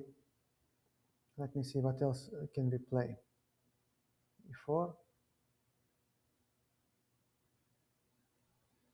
takes.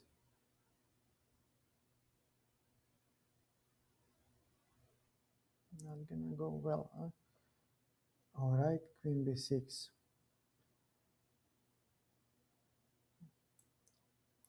If he takes on e5, the b2 pawn falls. So we have a dynamic exchange of pieces. Although he can take on f6 and ruin my pawn structure, that's gonna be ugly. Actually, I should have taken that into an account.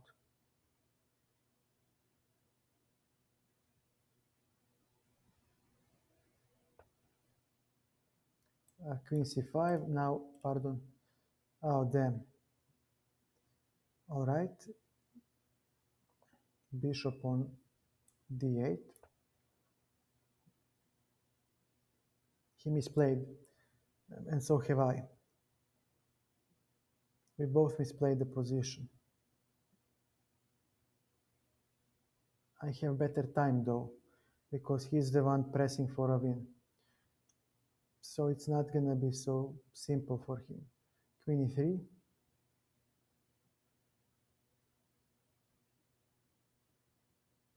But then what? Okay, I'll take it. And claim that after g6, wait a second, bishop b6. No, this wasn't good. g5. No, bishop b6. Definitely. And now g5. And his bishop is now restricted. Bishop e5. F-pawn is pinned.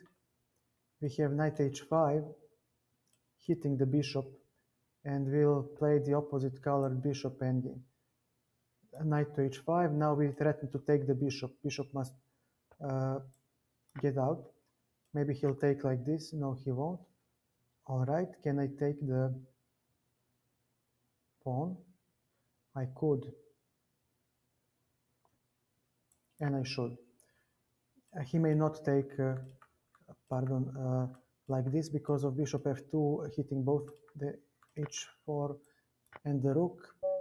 Yeah, resigned. Pity.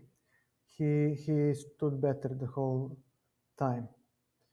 Let's play a couple of more games.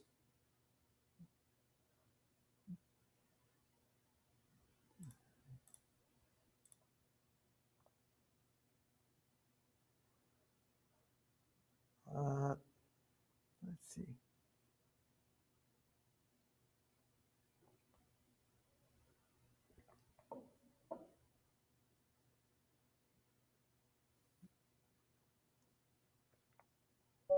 Oh, okay, we got a game. Another strong player. Nice. E3.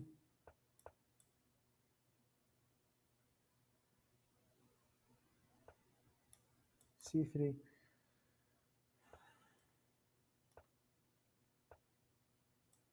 Okay.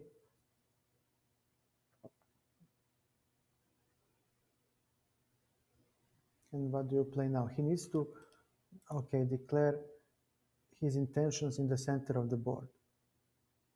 H3. We want to preserve the bishop.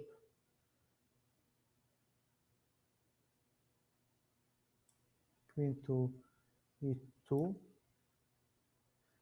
E5 should not work. Queen C7. Rook AC1. No, I'm not gonna allow it. I'm gonna play bishop on G3. He might play knight H5. Maybe I should have gone all the way back to H2. It was maybe more precise. But never mind. H6, rook AC1. In case he ever decides to take on C5. And now we do have DC5, BC5. Who does it benefit? Okay, we'll play E4. Definitely E4 because he might play E5 next. And okay, E5. And we'll play D5 now. And now both of his bishops are dead due to the pawn wall.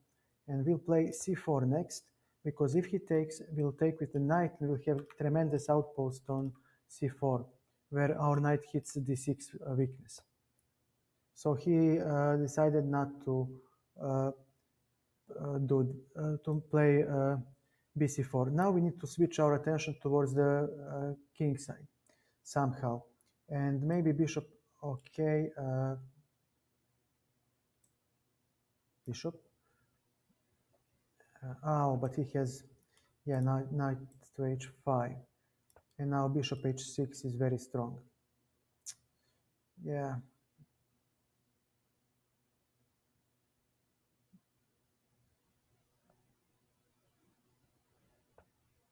Okay, he doesn't have. Okay, queen to F3. No. Okay. Knight to G4. And okay, knight to G4 should save the day. I think that it will save us. So this doesn't work and this doesn't work, and these are the only moves that give him check. So no discoveries will save him. And after that move, we can play bishop G5 ourselves. And claim that we are standing better.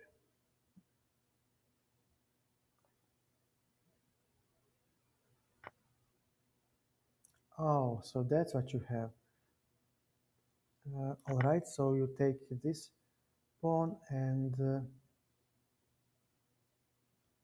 after rook d2, you will go to where exactly? Here.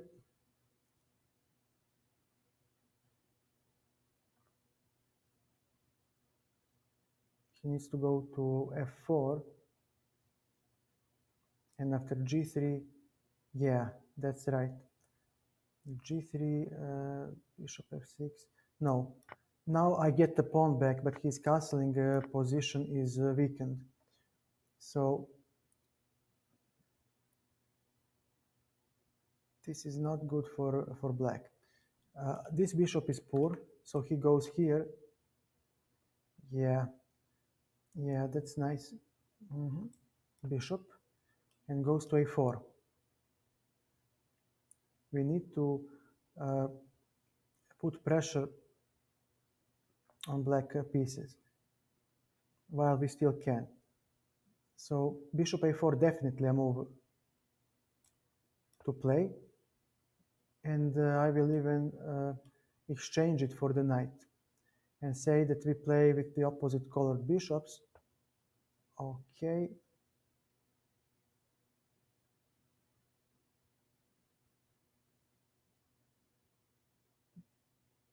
But where do you play next? Nowhere.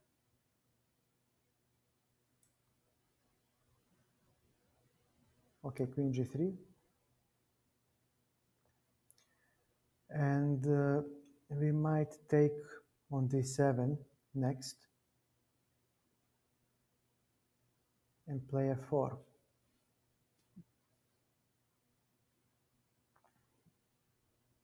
Yeah, definitely we'll take on d7 and claim that his dark squares are horribly weak. I think that it should work for us.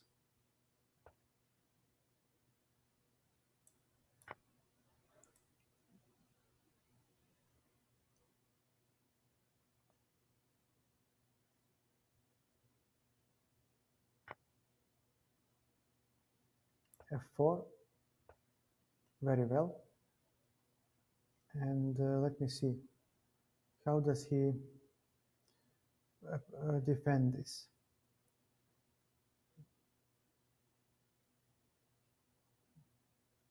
He will play.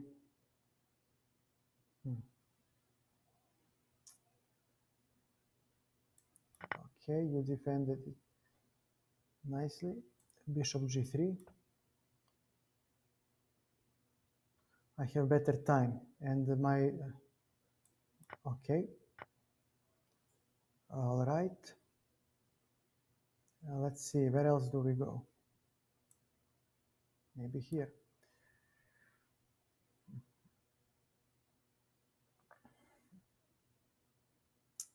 No, not like this, Nene. This bishop needs to go to g5. That's why I needed to reposition my pieces. Not good. This was not good. Rook d7. He's waiting me to go to f6 so he can play bishop f5.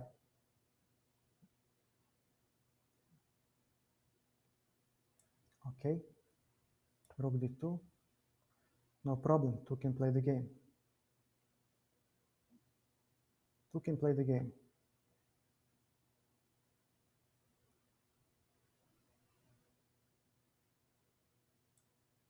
All right. This.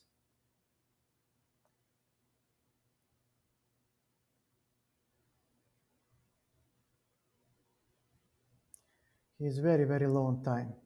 So if he plays something like this, my bishop hops to g5, h4, okay. And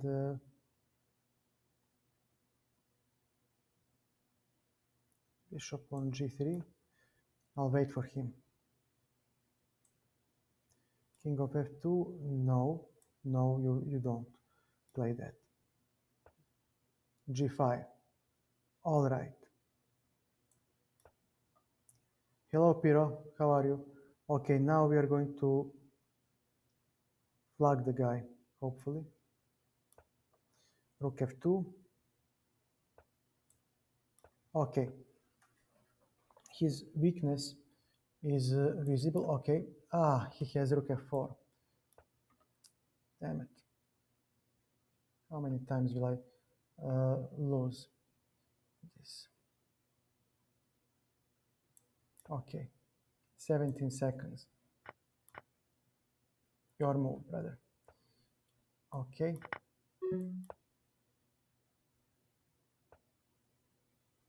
No, you're not going anywhere. Nope.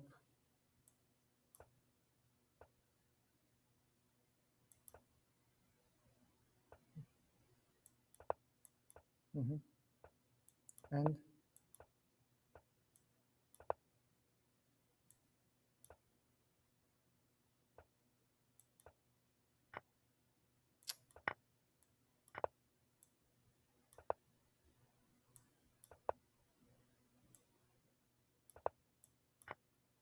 he has 1 second. For the love of Christ, thank you, thank you. Pyromaniac, you're next. Nice, nice. Actually, let me just analyze couple of, we played many, Can I just analyze this game before we play? I'm really interested to see, did I have, pardon, anything? These are all opening moves. Yeah, nothing special.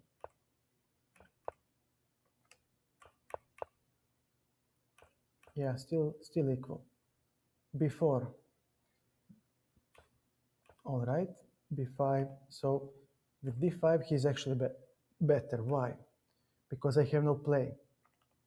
So I should have played before. Okay, so yeah, now my queen side play is dead and I have nothing on the king side. So he has, yeah, he's just so much better. Ah, so this was a mistake. Bishop C2. Okay, completely equal. Now I win. In H3, Bishop D2, Rook C2, I played well. Bishop H5, Bishop F6. Wow, I had Bishop F6, and he may not take the, yeah, he may not take on the count of Queen H8. But yeah, then he cannot, yeah, if he plays this, G3 gets the bishop. Wow. Okay. Rook D2. Okay, I'm still winning. So how did I misplay this? F4, Bishop C2, Bishop A4,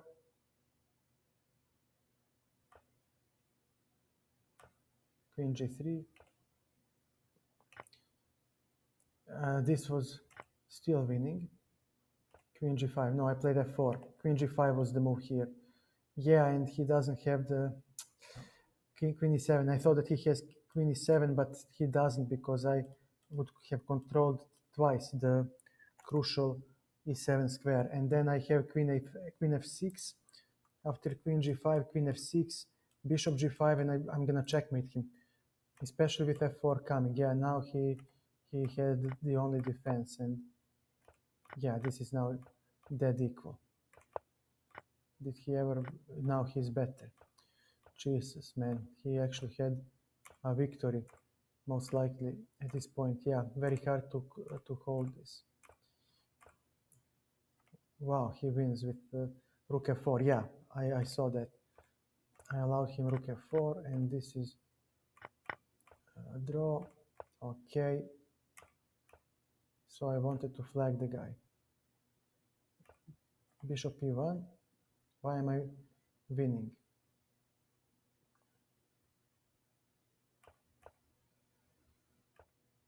Bishop E1. Jesus Christ. Can somebody explain me why is Bishop E1 winning?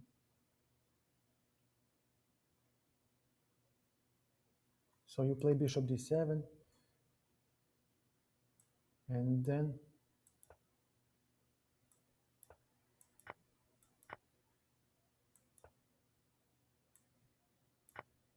G4, G3, this. Are you kidding me? This is, yeah, this is winning. Wow, what a line. And I blew it. And I still had a win. Okay, King F4. Now he is winning, okay. And I flagged him. Let me see. Give me a second. Profile, games played today. What was the name? Pyromaniac. Okay, challenge to a game. Real time, casual. Okay, give me a second, please. I need to ban this guy. Uh, why am I unable? Okay, thank you, ban. Ban the guy. Thank you. Knight f3, knight f6.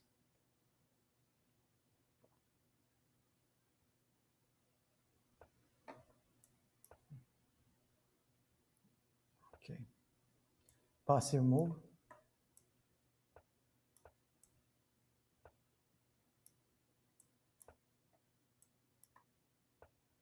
All right. That bishop on d2 is standing poorly. He is obstructing the queen. Uh-huh. I'll take it. You got it. Okay.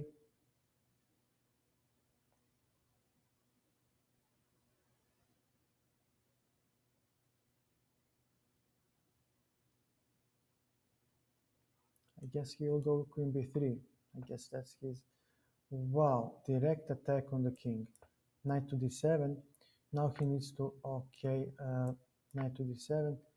His attacking piece is exchanged and he has nothing to attack with. Now his king is under uh, pressure. So let's play f5 ourselves. He may not, okay, and with rook f5, we opened up enough files for our pieces to participate in the attack. What about checking?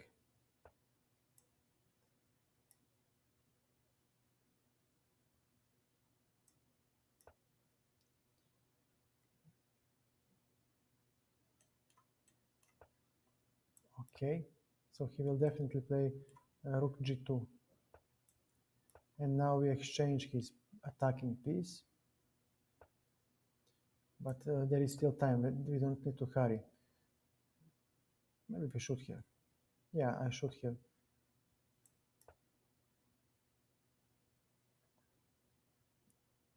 So let's see. What is the move for him? Takes. He must take with the queen, and now we do have the h file, so he might play queen g2 to defend. Okay, you do play queen g2, and let me see. After c6, my d5 square is defended, and now I need to bring more pieces into play, into attack. Knight f8. Oh man, why do I blunder so much?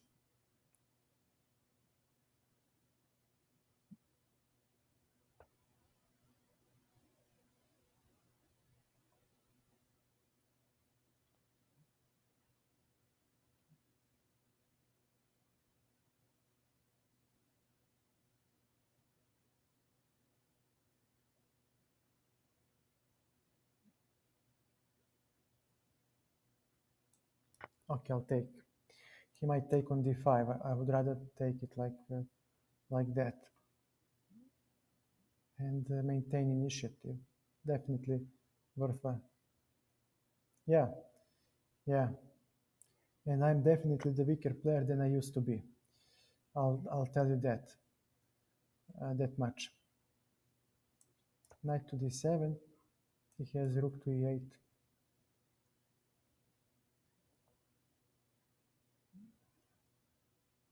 So things are going to get rough for yours truly.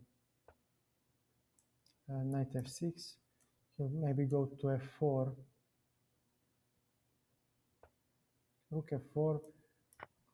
He blundered the rook. Don't know why. Queen to h3. Defending the f5 pawn. And let me see.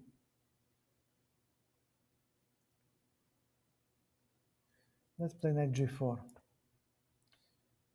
F pawn should fall.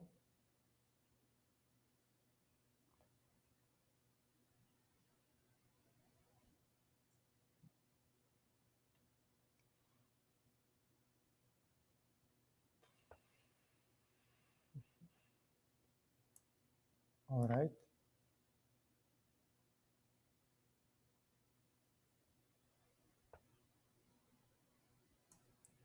This is a blunder. Knight to e5. Oh no, I blundered. His queen is defended. And I lose now. I lose the entire board. Well played. I mean, well blundered by my... and this is a move that seals the game. Well done. Well done. Yeah, I just blundered a piece like an imbecile here. And simply playing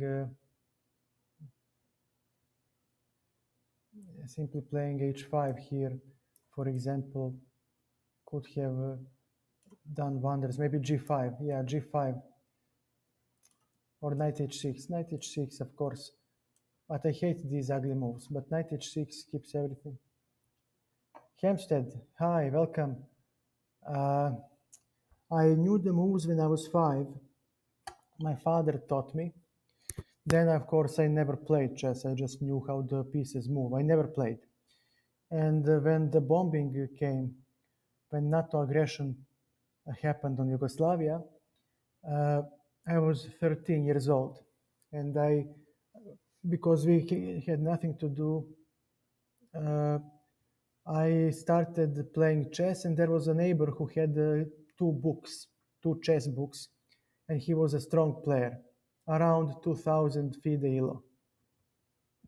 And he played against me, and he just kicked the living crap out of me.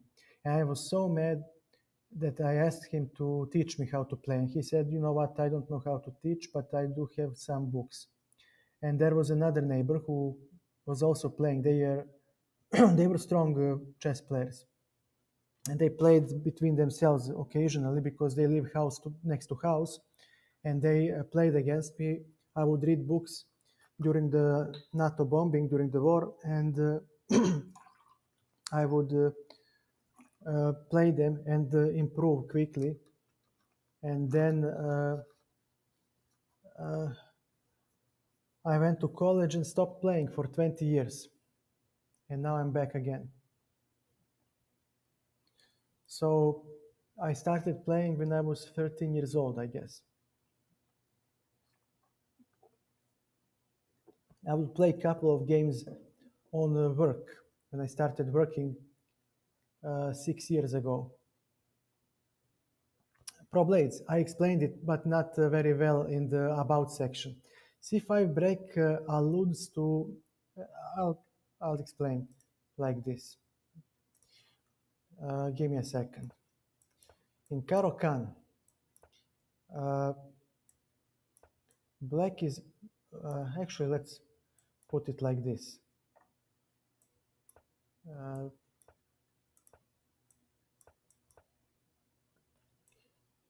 This is the way you play.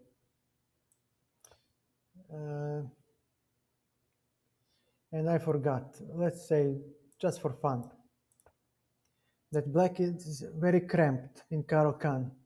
And usually white, it's like in the movies where in Bond movies where the villain is so close to win. And then James Bond makes that magical move that breaks him loose from the handcuffs or something like that, and he then kills them all. The same happens with Caro-Kann. You are backs against the wall, you are nearly losing until you play c5 break. And those of us who played Caro-Kann know how frustrating it is to defend the position until you reach this c5 break. And once you reach c5 break, it's like somebody opening up a vent. You know, the floodgates are open, your pieces start playing, you get squares, and all the problems disappear. And that's why I chose that nickname, because until I found my current job,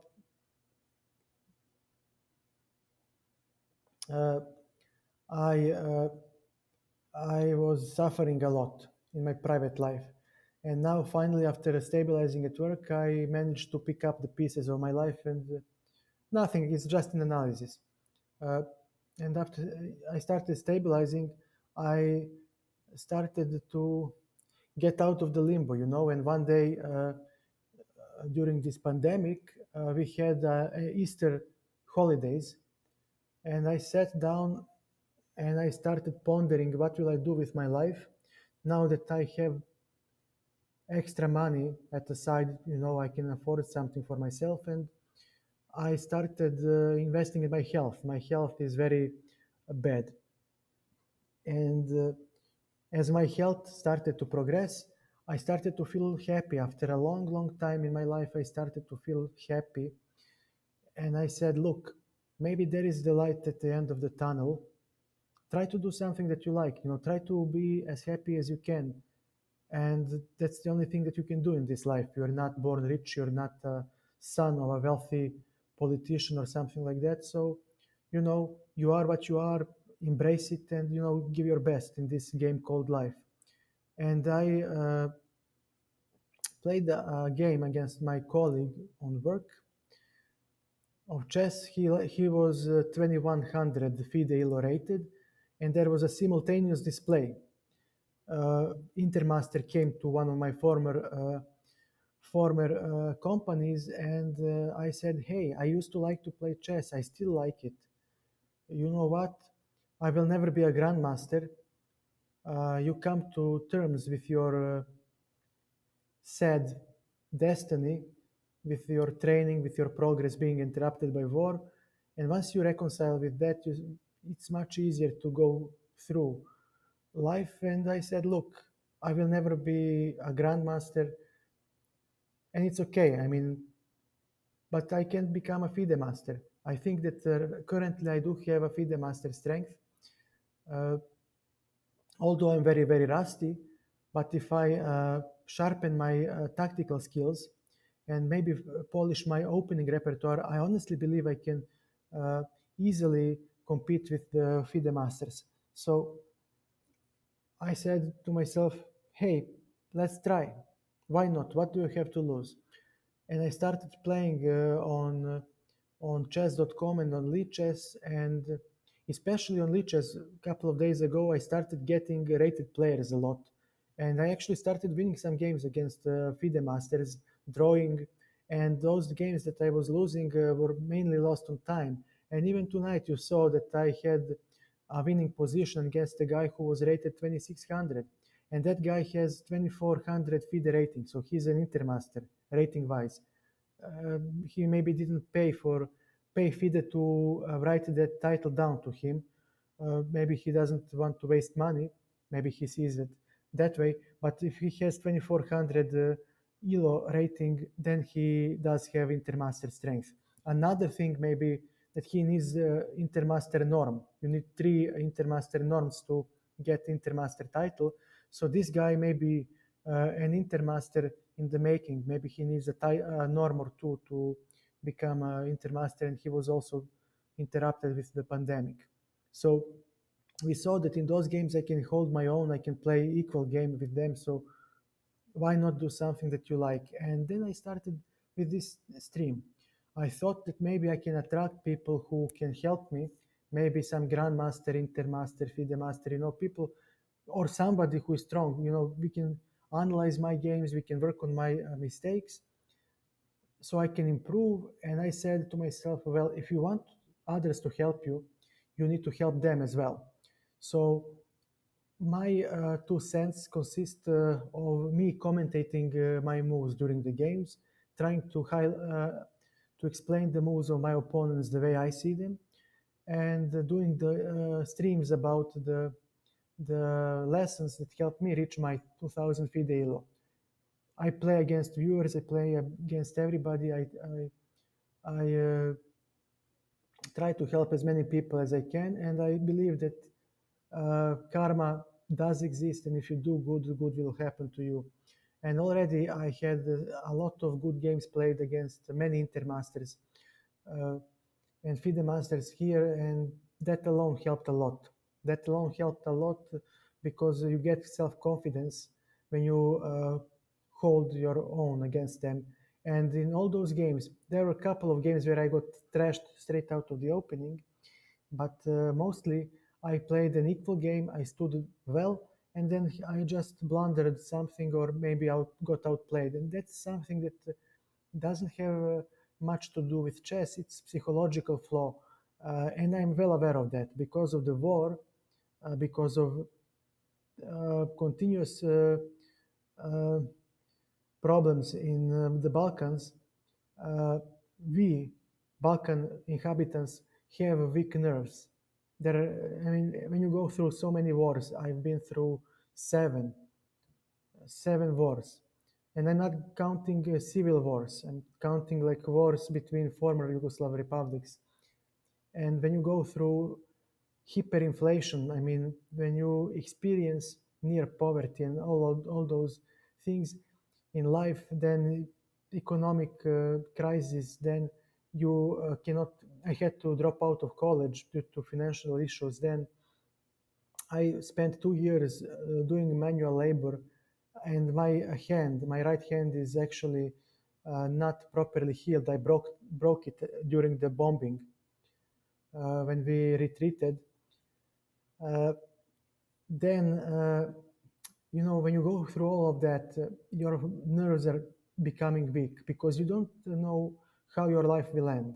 If somebody told me that I will be here having a decent job, I'm having a roof over my head and food on my table, I would not have lost so much nerves.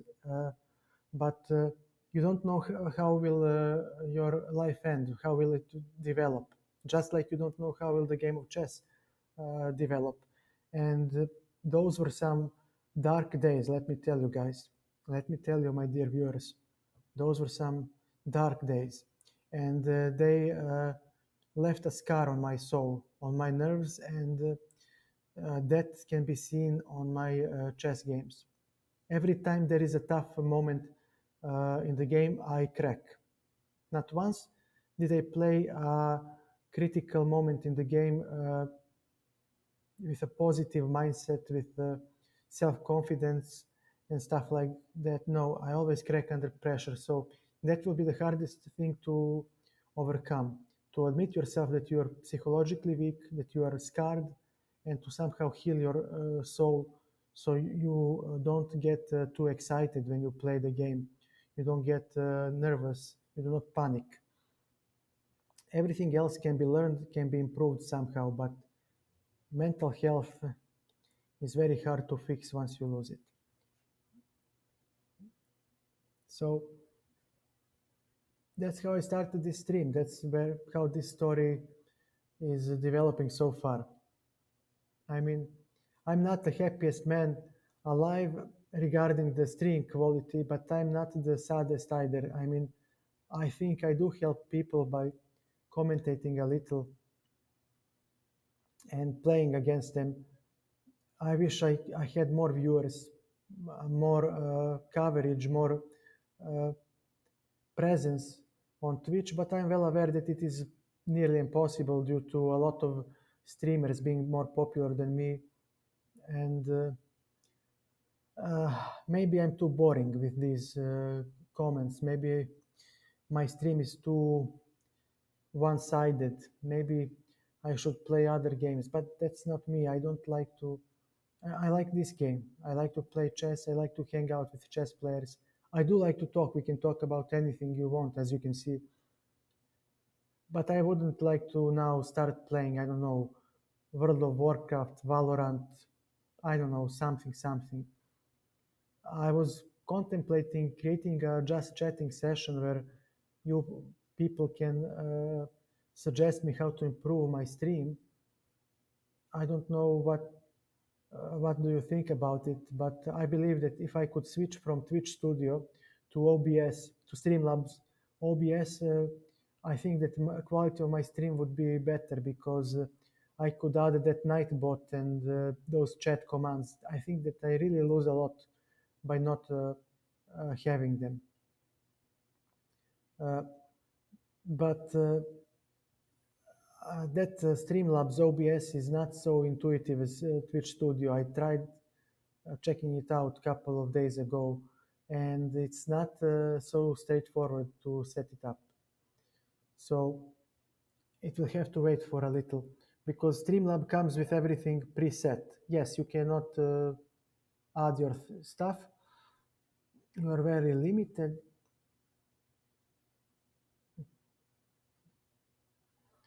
Thanks, Hempstead. Yeah, maybe I can make just chatting session, but I don't know what to talk about, what to chat about. Euro 2021, maybe we can use it. I don't know. Let's see the results. Maybe I missed the game, but maybe I don't have to miss the results. Let's see. Croatia, Czech Republic 1-1. Now that's a surprise because I know Croatia. I mean, we are practically the same people, same country. They play better than Czech. Not good. They are in crisis. Hungary, France 1-1. Now this, I can't believe Hungarians made it. Portugal, Germany 2-4. Wow. What did Ronaldo do now? Did he blame the referee now? Did he demonstratively leave the field? What did he do? Spain, Poland. Wow, what is happening? Dude, Poland. I mean, they're good, but Spain is much better. So what are the standings now? Italy,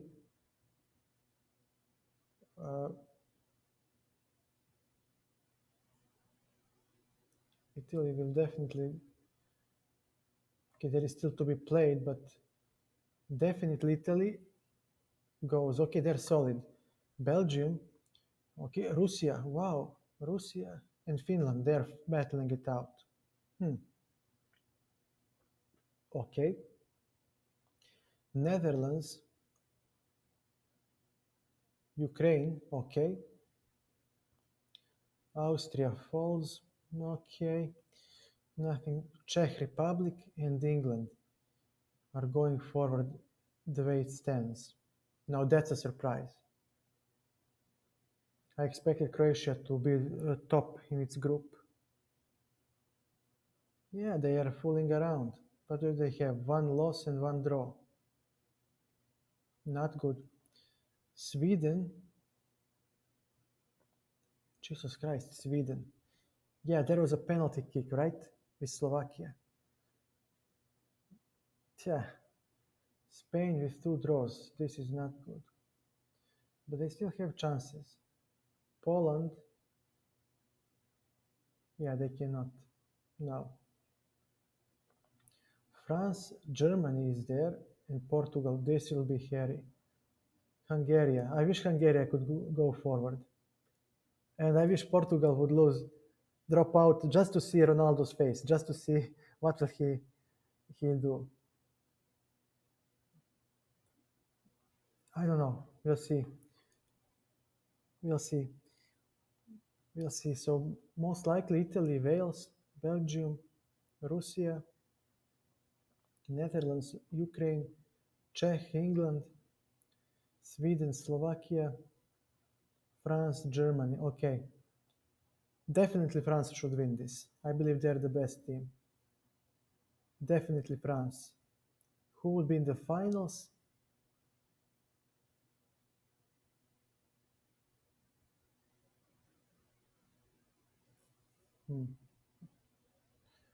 United Kingdom. They're very smart people. Very smart people. They should have disintegrated when their slaves gotten away from them. You know, India liberated themselves, Pakistan, everybody. Scotland should have been an independent state. That Northern Ireland should have been assimilated with the Ireland. And look how England smartly kept their state together. And you can take my former country, Yugoslavia, as an example of dumb people. We couldn't agree. We allowed 6 corrupt politicians to destroy our beautiful former homeland that was in the top 10, top 5 in Europe. I'm 35. And we allowed them to now throw us into economical slavery. Now look at England. They committed so much atrocities in the past. They had black slaves. They invaded China. They invaded India. They robbed everything. They invaded America. America is actually a former British colony, English colony, and Americans are nothing but the Englishmen English people who defied the English crown. So England robbed 70% of the world, and on paper, they should have disintegrated. They should be left. I don't know, pyromaniac. I don't understand why either. And yet, look how smart they are. They integrated everybody into United Kingdom. I don't hear about racial uh, animosities in England. I don't hear about it like we see in America anytime. I don't live there. I don't know how uh, what is the status in England on that regard. But as somebody who is on the other side of the globe, when you uh, observe them and America, for example, you see that United Kingdom seems much more coherent, much more peaceful than United States of America.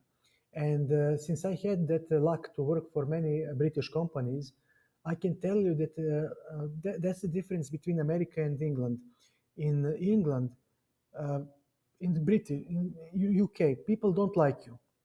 They don't like you.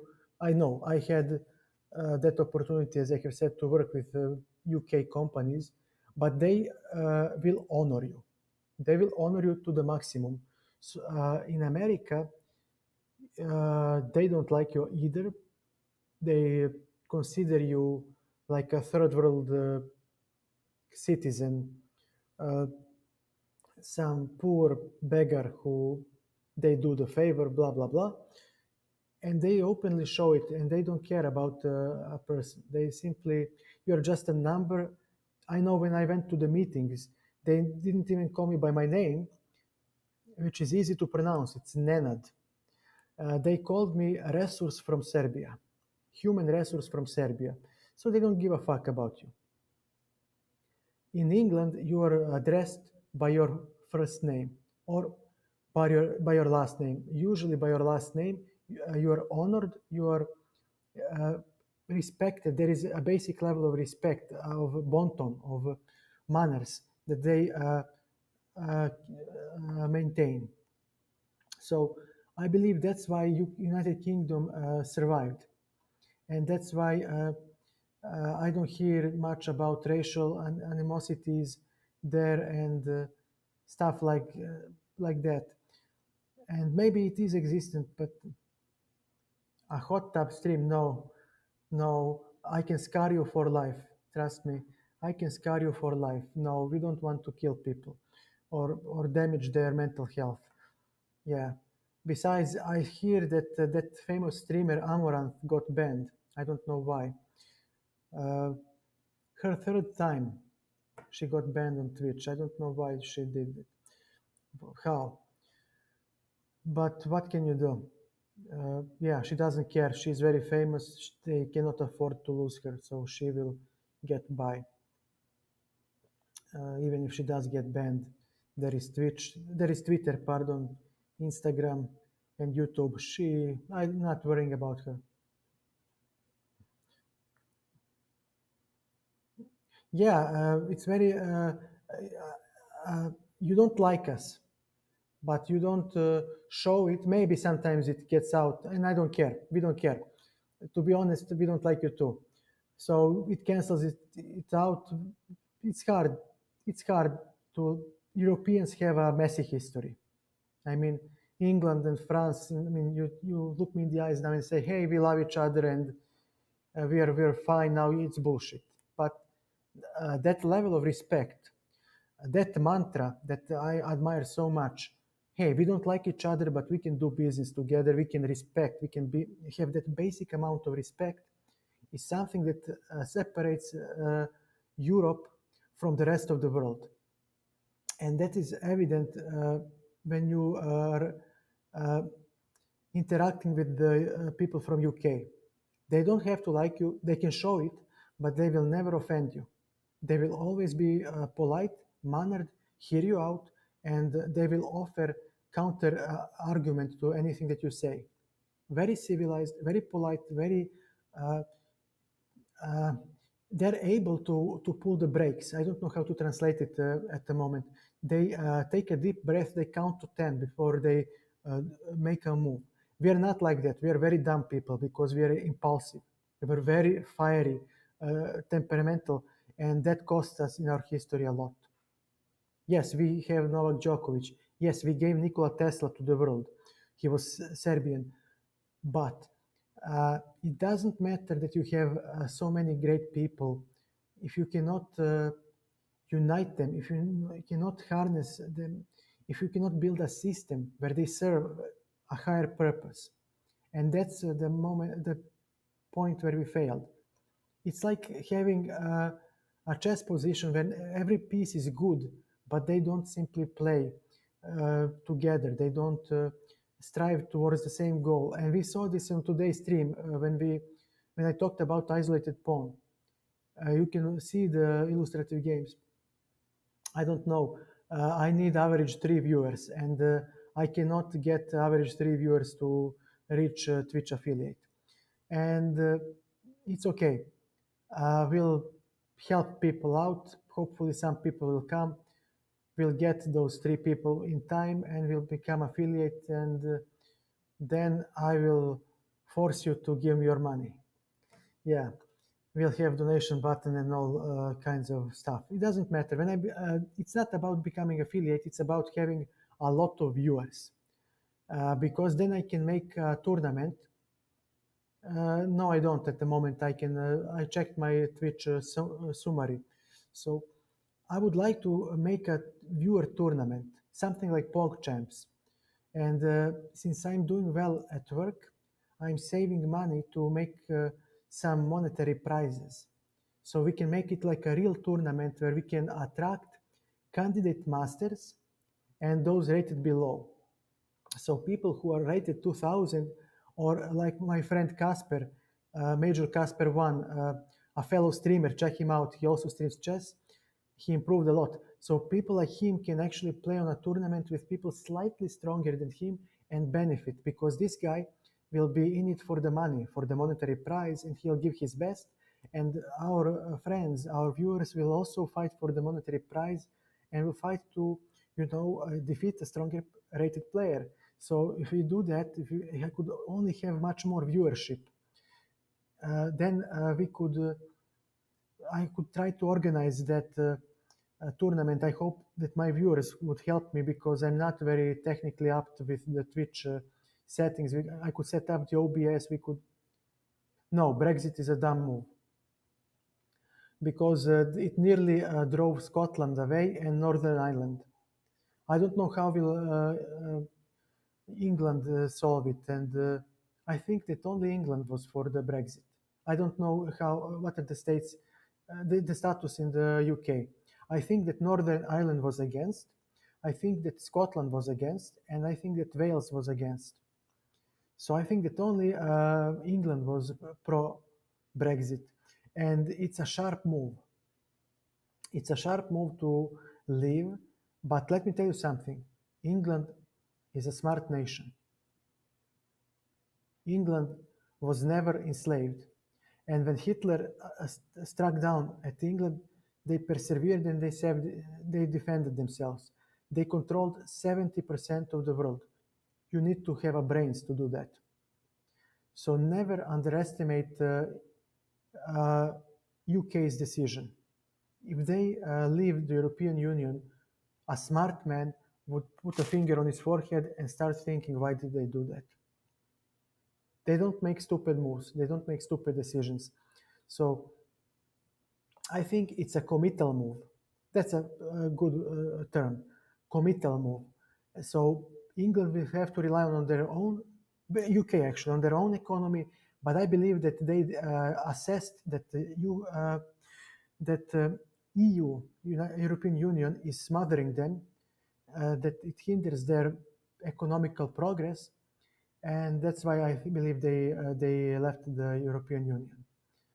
Also, the immigrants are a big problem, because I know it myself. Look, we have a similar thing. That's why Yugoslavia broke off. You can get a guy from Africa or Middle East or whatnot, but you need to infuse European spirit in him. And that's where Europe fails. Because when their children grow up, they're called Ahmed, they're still Muslims, for example, they still maintain their heritage. And yes, you can uh, you can put him in the Europe, but you cannot make European out of him. And there is a problem with such people because if they because their countries are backward, and that's not a coincidence. They're backward because their mindset is backward. They're stuck in the Middle Ages. They're stuck in communism or whatnot. And if you don't assimilate them, if you don't make them embrace European values, then you technically have import the third world in your country, and your country deteriorates. And that happened with us, and that's why we have problems nowadays.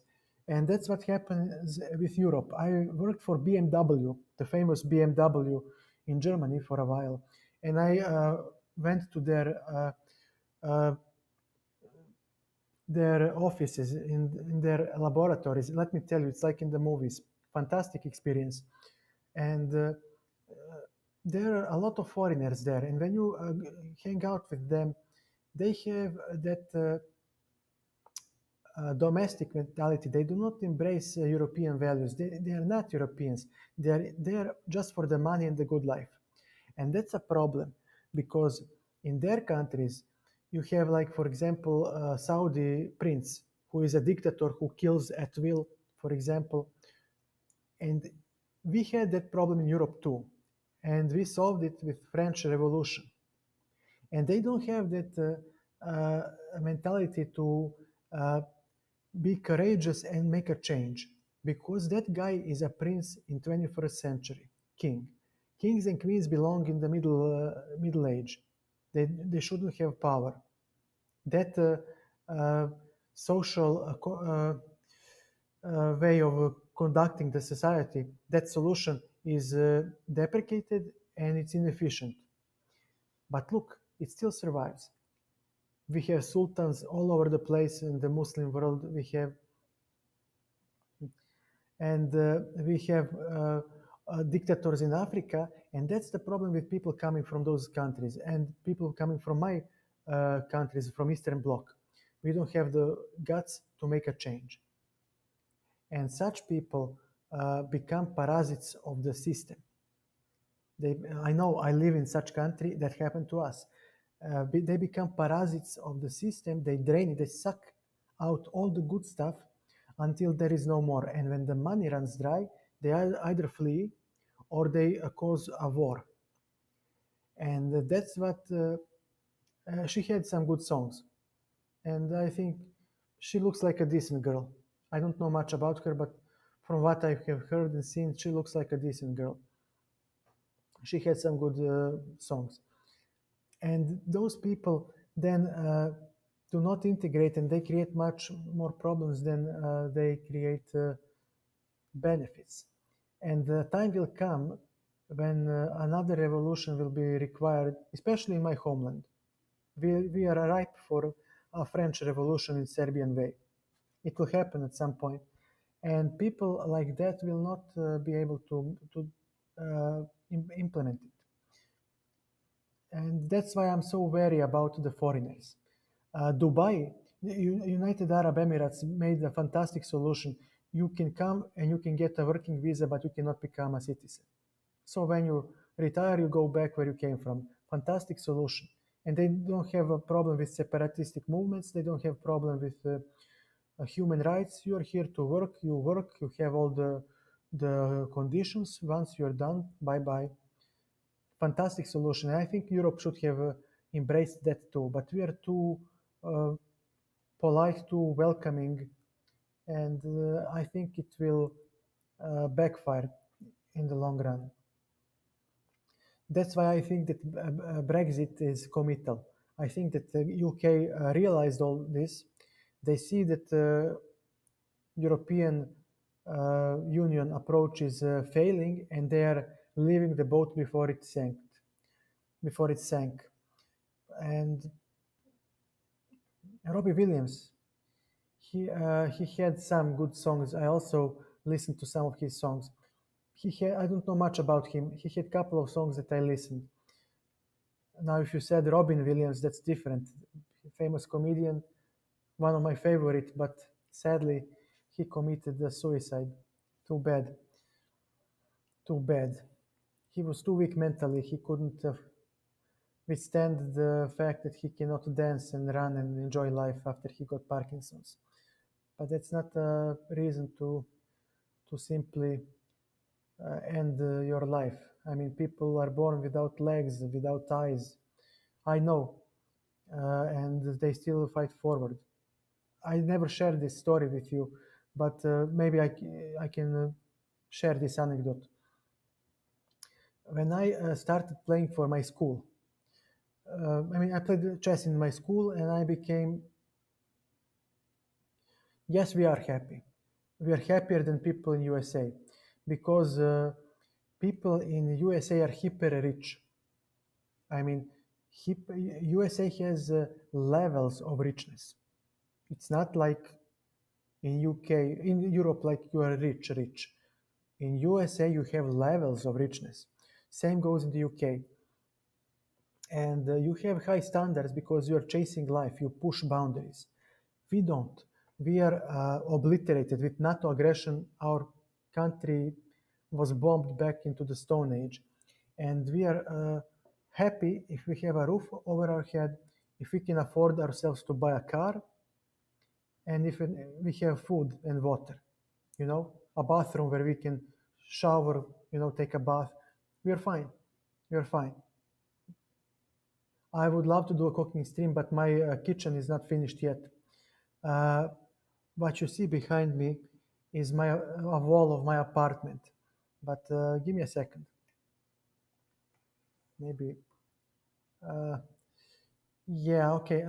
It's okay. Behind me, never mind. Some other time. Behind me is actually a kitchen that is under construction. So I would like to learn to cook. Uh, give me a second. I need to turn on the light.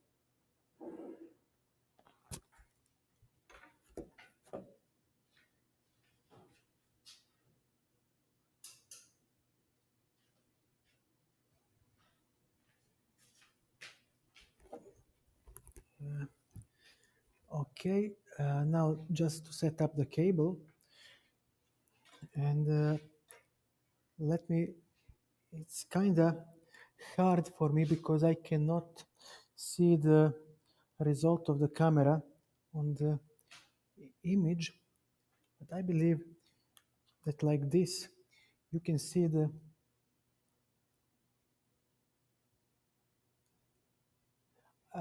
I need you guys to make a comment if you see the kitchen.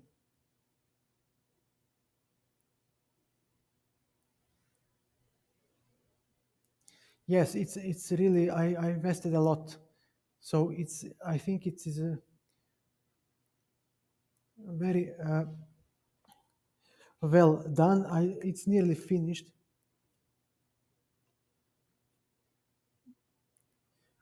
21st century, 21st century, definitely. Uh, uh, Definitely 21st century. I love 21st century because it gives you so much benefit to lead a more productive life.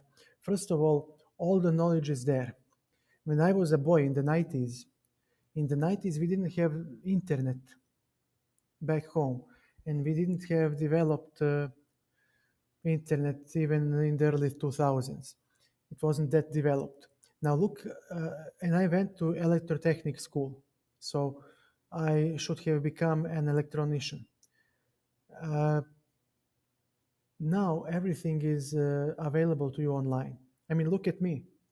If I had these streams that I'm doing now, uh, 20 years back, I will become a FIDE master in no time. All this knowledge, all you have these puzzles on chess.com and so on and so on. We had to buy actually books with puzzles, and those books were like maybe 100 pages long. you didn't have many puzzles. So those who became masters, who pushed forward, were actually those who were truly talented, and those who weren't but wanted to work couldn't get there with hard work. Now in 21st century, I mean, this is such a great time to be alive. I wish I was 10 years younger. In my 20s, I could make such a good use out of internet and all the advanced infrastructure that the Western civilization offers. I mean, think about the medicine. For example, imagine if Michael Tal lived in 21st century. Such a great chess player, such a great talent. Imagine if he had the ability to heal his liver, his kidneys, and all those problems that he had as a young man. How longer he would live and how much stronger chess he would play because he was sick, he was suffering pain. Every time he would play a simultaneous display or a tournament, he would have to take painkillers.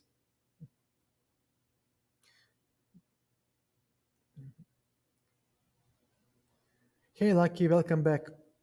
Yeah, they are much happier, but the life is, I mean, you can be happy. It depends of a human being.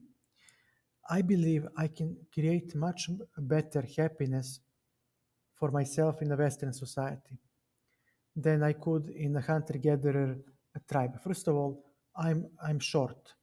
I'm short as a man, and we know this is not a good trait uh, because as a hunter-gatherer you need to be physically uh, fit, physically strong, and me being short and not being fit would put me in the lower bracket of the uh, social pyramid.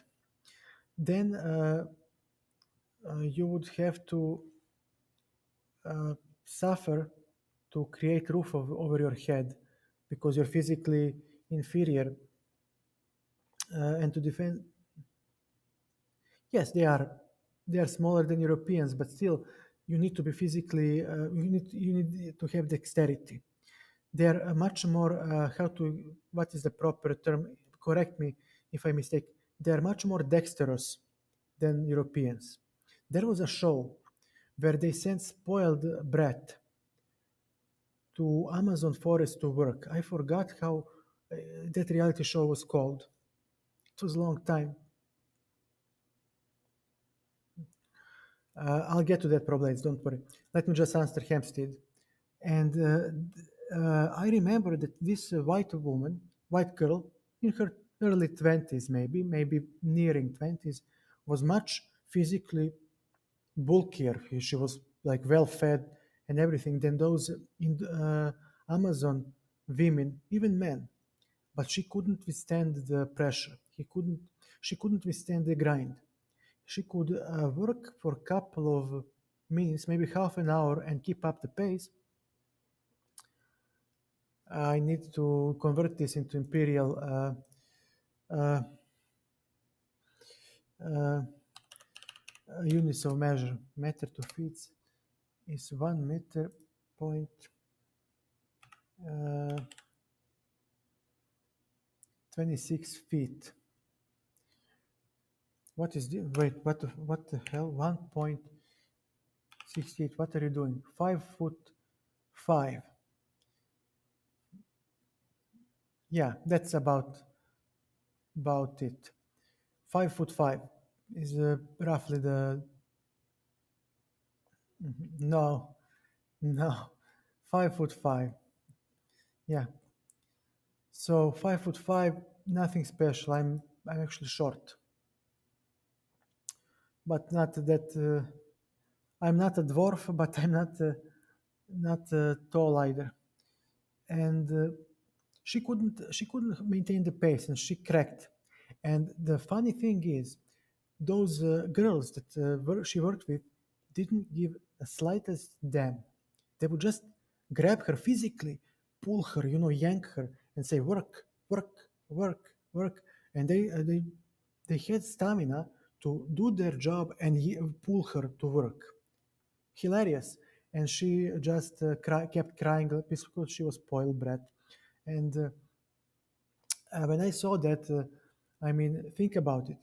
Would you have enough time to uh, have fun in your life? Would you have enough time to, would you be able to withstand such pressure? And what would your life consist of?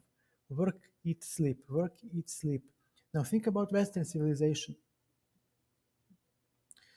Toxic masculinity. Wait, I heard about that term, but I never dabbled too much about it. What is this?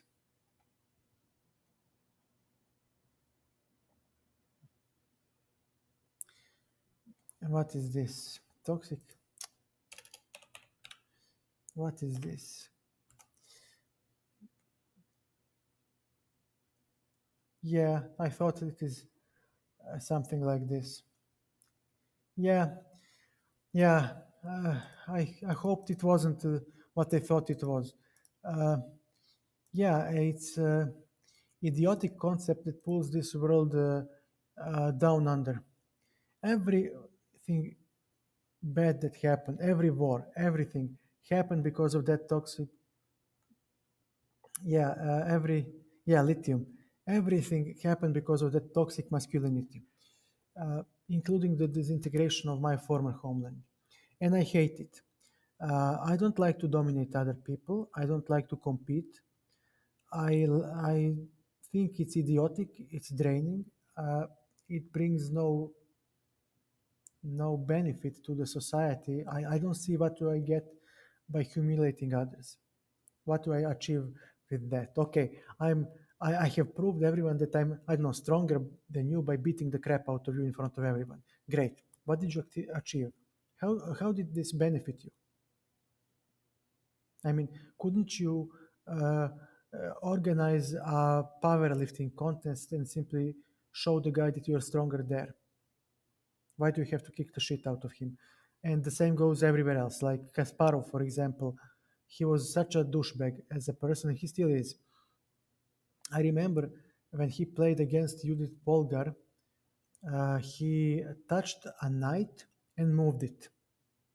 And he was such a douchebag that he didn't want to lose to a girl. He would have lost the game had he played the move, had the arbiters ordered him to follow the pièce touché rule, touch move. And he couldn't withstand to lose to a girl that he literally took back a move in front of everyone.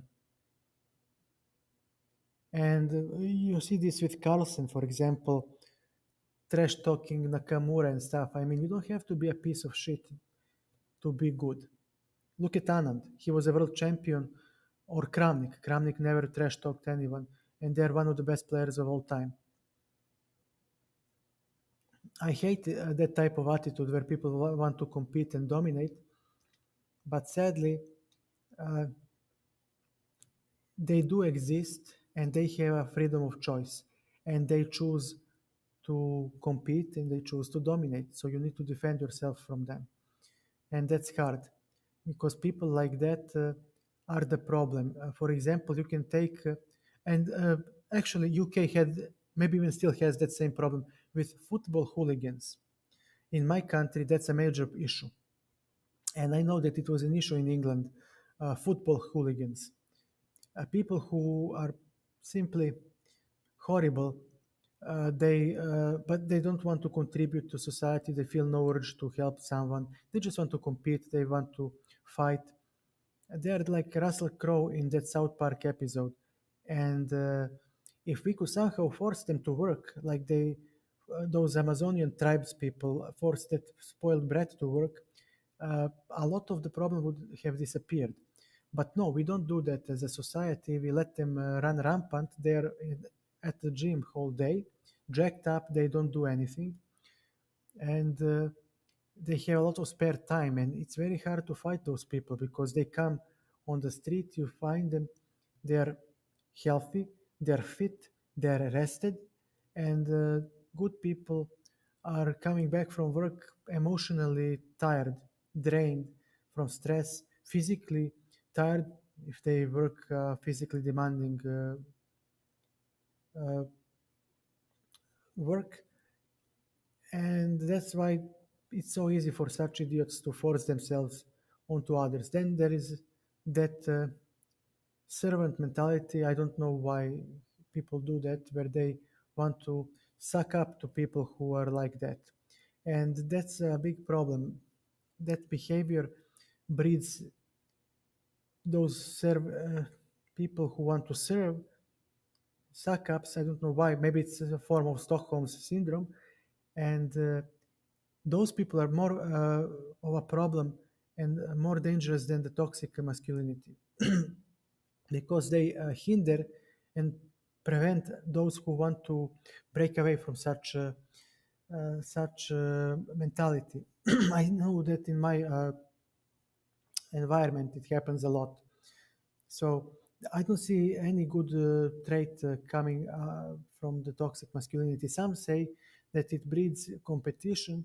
That my favorite color is blue, light blue is my favorite color, and they are just horrible.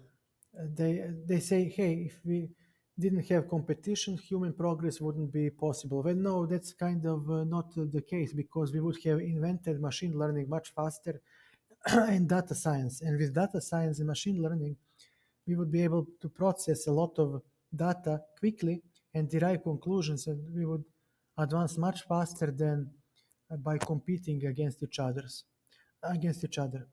So no, toxic masculinity brings nothing good, but it's hard to eradicate it. You will never eradicate it. First of all, women are full of shit when they say they want a nice guy, and yet that same toxic masculine guy gets the girls.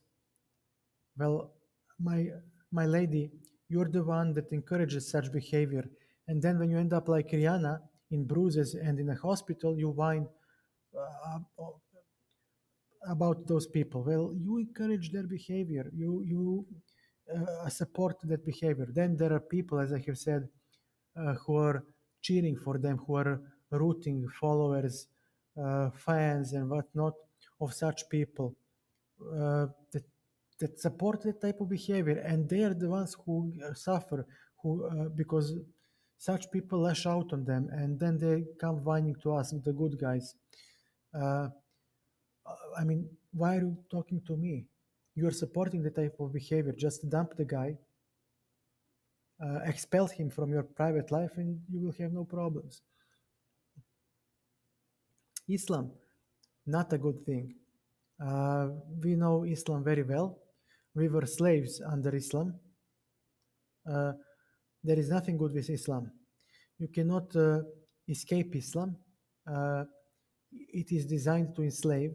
It is designed to help the elite, one small amount of people who declare themselves as the elite, and it it's like Nazism, and you cannot save yourself. I know, because we still have Muslims in our land that are acting like they live in Saudi Arabia, and yeah, I'm explaining right now. For example, their women in 21st century cannot have a cell phone. Can you imagine that? They may not leave the house without the escort. They're uh, physically enslaved. She's she's physically enslaved. A guy tells her what she can do, what not, like he's her pimp or something like that. Prostitution is very high with, in those communities. I know uh, our men who cannot find a woman, who cannot get married, who are too old, go to neighboring Muslim countries to get a bride, and they can literally buy her. You literally buy yourself a bride, a young bride. Uh, she is that powerless to fight for herself. Prostitution blossoms. Women can have zero empowerment, zero freedom. They may not go to school. Even if they do, their education is limited. Uh, they are literally seen as a baby machine that pops out babies, and the dumber she is, the better she is, because nobody likes a woman that thinks too much. And that type of mentality hinders human progress a lot. As for men, well, they are stuck in the middle age. They don't have the mindset where they solve problems, where they talk, where they communicate. We can again use England and France as an example. They had 100-year war and they still sat down and tried to work things out, and things are much better now. Back here, no, I don't. Here, how they solve problems in the Muslim communities, there is something that is called a blood vengeance. And if I have a problem with you, I kill your family member, and then if the guy finds out who did it, then he is obliged to kill your family member too. Eye for an eye, tooth for a tooth. So this is like some middle evil stuff that simply survived. Uh, Also, Christianity tolerates every other religion. In Islam, if you are not a Muslim, you must die. You must die. And there is nothing good with Islam. It brings nothing good. Sadly, it doesn't. And yeah, when Pope calls you to a holy war, you can say, you know what, I think Jesus wants me to turn another cheek. You know, I don't want to strap myself with dynamite and blast myself to bits. When Islam calls you, you better do it, or you will get a bullet in your head. And I know this from the first hand experience, because we are surrounded with such people. We have big problems with them. And this is not exaggeration. This is nothing. I'm not trying to trash talk anyone. This is the reality where we live in. So when you go to those countries, you you always are your heart is filled with fear. People wear guns when they go to those lands, and they usually go with a guide, with somebody. You know, you are with them, and you feel safer. You don't go on your own there, and you actually avoid going in those parts of the land, because uh, there are places where you have paramilitary formations that are even beyond states' reach. And I think the same is happening in France now. I think they experience the same thing. And believe me, the problem is because in Islam, critical thinking is forbidden. So nobody can say, hey, wait a second, why am I following this guy? Why am I doing this? That's forbidden. If you question my authority, you die. No jail, no uh, fine, no nothing. You die. And imagine living in such a system. We had this problem with Nazism. We know how that ended up. And the same is with Islam. The same coin but different side. It's just the same. They don't. Uh, they cannot liberate themselves, because I had some friends who are Muslims who are very good people, and some of them went to Syria to fight as terrorists. And I begged them to not go. I told them, "Don't go, man. Why are you doing this? You didn't fight for our country. You're going to fight for somebody you never saw on the other side of the globe. You might die. What are you going to do? You're going with a rifle. Are you crazy? I mean, you have a rifle. They have bombs. They have planes. They have landmines. What are you going to do with one gun?" He explained it very well to me. Uh, if I'm a good human being and refuse to do that, I'll be a bad Muslim, which will end with death. If I'm a good Muslim, uh, then I'll be a bad human being, because I'll kill innocent people, and I will die myself, because I will end up strapped up with a dynamite and blast myself up at some point. So I'm gonna die anyway, no matter what I do. But if I go to war, there is a slight chance that I will return alive. If I refuse the order, if I stand up to to the authorities, to those who proclaim themselves as holy and as rulers, I will definitely get a bullet in the head. So I'll take my chances. So that's the problem with the system. You cannot liberate yourself. In Europe, we had revolutions. That's what separates Europe from the rest of the world. We had revolutions. We killed the kings. We changed the social ordering. We invented social ordering. I don't know how to translate it better. Like, hey, Abel. Abel is also a fellow streamer. Check him out. Check him out. And that's why Christianity is superior. Yeah, man, we can play. Would you like to play on Lichess or or or on chess.com? Where would you like to play? Yeah, I don't have a bot. I'm using Twitch Studio. Sorry, man. I'll find you on. Maybe you're on my follower list. No. Okay, then I need to create a game. Of course. Sorry, man. I need to.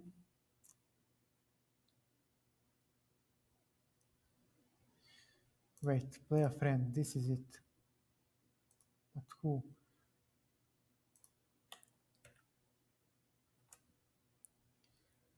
No, I can't. And please forgive me. What is this? Did I? My throat is really hurting from all this talk. No, I don't. I'm very bad at it. And what is? Aha, here it is. We need. Yeah, we could, but I need to do something with my voice because already I'm feeling well, not pain, but okay. Pardon. Why am I? Uh, sorry. Force of habit. 3-0, 3-0, and now we just put this. And I hope you receive the challenge. I hope you can play. Okay, we go. Good luck, man. Have fun. Okay, you play bishop f4. I really don't have time to work on these openings, so we just play. 95. Okay. If he takes, whatever. We simplified. Okay, we exchanged our bad bishop for his strong bishop, and now we can. No, I mean my throat hurts a lot, and I don't have the strength because, oh my God, now I have. Hmm, but how does he? I don't have enough strength to deal with it.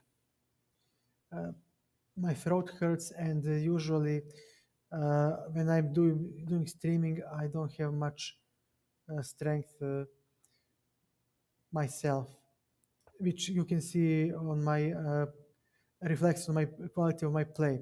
Okay, you can see this pawn formation in the Caro-Kann. This is uh, the pawn of attack. And here, black needs to play 5 fast. And white actually wants to play knight e5 and f4 to clamp down on e5 and claim that he actually stands better. I should have played c6 maybe. No, it's okay. Knight e5 takes, and okay, rook f1 maybe. No, bishop b5. We'll play with the bishop because now rook on e8 is under pressure. So remember this position. It's very hard to play. That's why I don't play Caro-Kann. Yep, okay, this might work. Maybe it doesn't. So what will you play next? Okay, I'll play c6. I think this is good enough because his pieces are slightly discoordinated, and after bishop to a4, now this bishop is dead. He might play rook a7, pardon, queen c7. We can play f4. We could play f4. Okay, takes. Now he has no more e5. This bishop is dead. This bishop is dead, and he might play. bishop b5, a neat move. He might play a4, a4 for me. And now I'm not afraid of his bishop, because if he exchanges, I have two connected pass pawns, rook fc1, and it's very hard for him to leave the bind. Rook c5, and we are not, okay. Rook, maybe f to b8, and this is going to hurt. So our next, let me see, takes, rook on b7, takes on c6, takes on c7, we have x-ray. So takes, rook b7, how do you defend? King d8.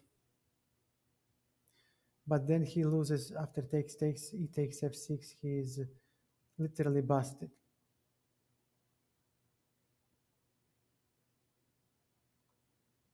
I think I have calculated everything well. So now we fight the rook. Rook is a poor blockader, and after takes,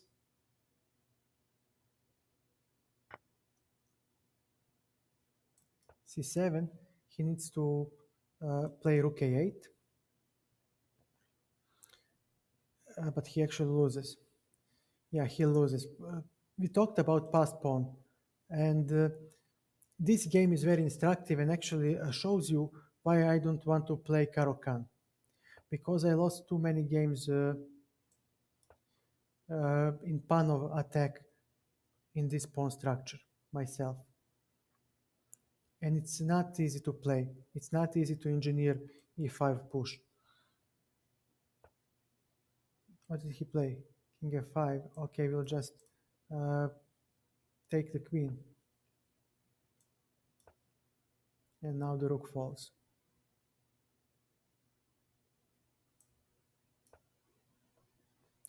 Maybe we can checkmate. Queen h4 next is a checkmate. Okay, let's offer him a good game. Well played. Indeed, let's offer him a rematch. Everybody deserves a rematch.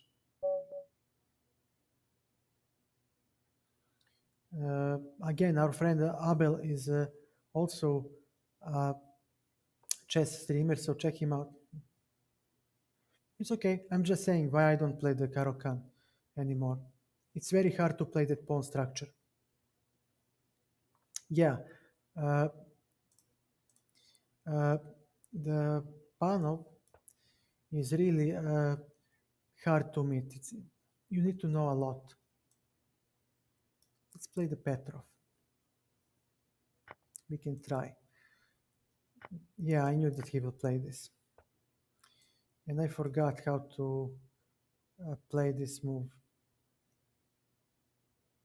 So he has two pawns for a piece. Bishop e7,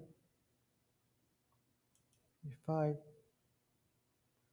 Doesn't work yet, so he might play rook e8.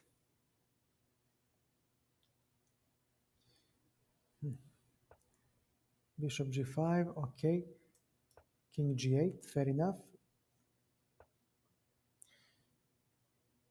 d5. No, we need to go back. We need to go back and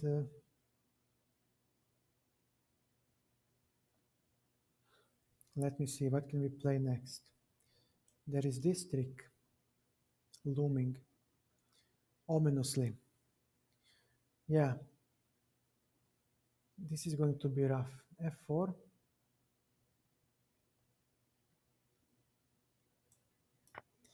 Knight e4. Takes. We have bishop g5, and now the knight hangs. And we have attack on the e-file. Bishop g4, now the bishop falls. And white is busted.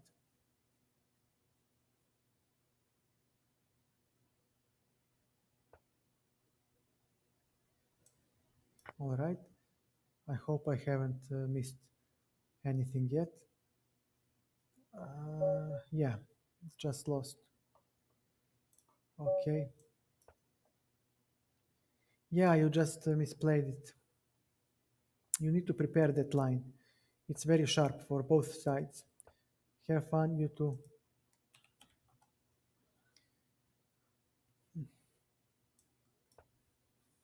Let's see what else can we play.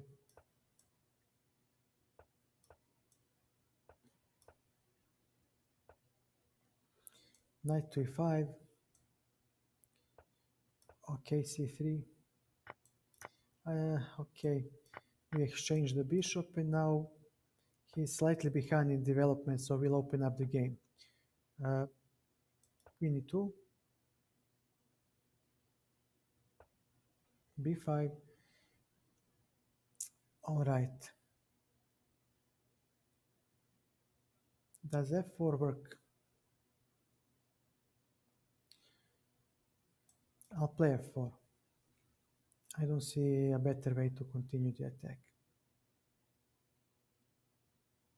I need some play. He will uh, start rolling on the queen side, so I would like to have some counterplay, and I believe that king side is good enough. Take, take. Now we switch plans. Now we have isolated pawn on the board, and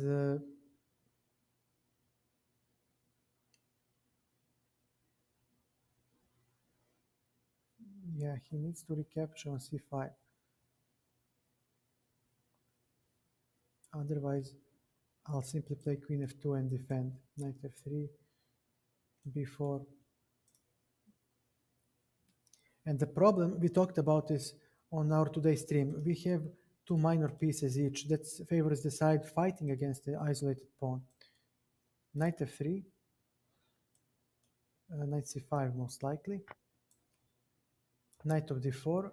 We blockade the pawn. That's the first part of the plan. We talked about this too. Knight e4 seems very nice for black. Okay. Queen on c2. He might play rook e3. Okay, this was a bad move. That knight was his strongest piece. But he may claim that he can take outpost on the open file and generate an attack. So he still has some compensation, but this is a horrible bishop. And I'll play f5, claiming that I'm not afraid of the exchange of queens because exchanges favor the side fighting the isolated pawn. And let me see. Let me exchange. And let me go for rook a e1. So now I'm claiming again that I have good times by exchanging pair of rooks. Rook d3 is wrong because of king e2 trapping the rook. Now I take the e-file. And we play the endgame. And white has some advantage here. I don't know if it is winning or not. I'll try definitely to win.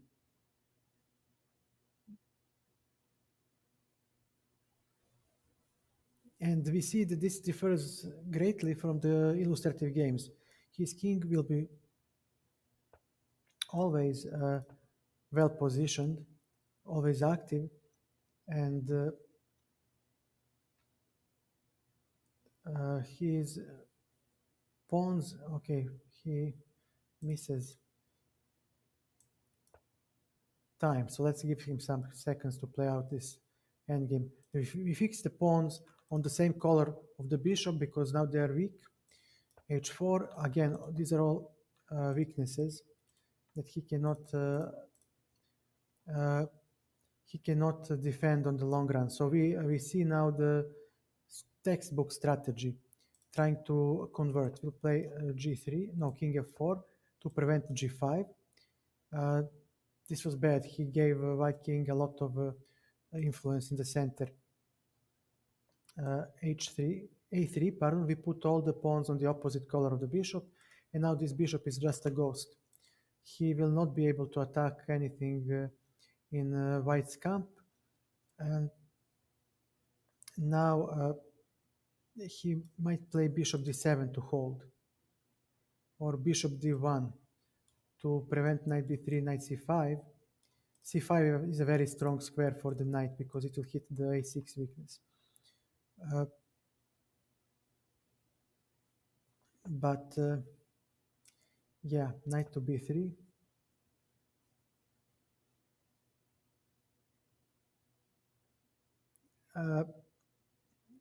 Okay, I'll just remove the message, but oh yeah, I would. Hempstead, I would if he changed his ways, if he saw the error of his ways. Everybody deserves a second chance. Everybody deserves a second chance. We all make mistakes. I don't know. Maybe if he corrected the wrongdoing committed to that child, why not? Okay, knight achieved nothing. And we see this, let's give him time. This is very instructive endgame. So I have nothing as white. I need to create Zugzwang, and knight is a poor piece for that. Oh, pardon. So now knight has to c5 to restrict the bishop. But even then, we don't have enough because he can always have counterplay on the king side. I'll offer a draw here. I'll offer a draw. And we can analyze this position in depth. It is a very good endgame to analyze, actually, for those of us who, hey, thank you too for the position. This is a nice position to analyze, actually. And we can, yeah, I do have a win, but it's not so easy. Bishop c8, knight c5, and that was my plan. And now e6 is under control, e5 is under control, all these squares are under control, and this bishop may not move because a6 falls. So he needs to, he's in Zugzwang actually, and no matter which move black makes, white pushes through. Bishop g4, yeah, but I take. Bishop e2, there is knight c7, bishop c4, and no, I don't like this. Knight c5, bishop d3, I can go here, all right.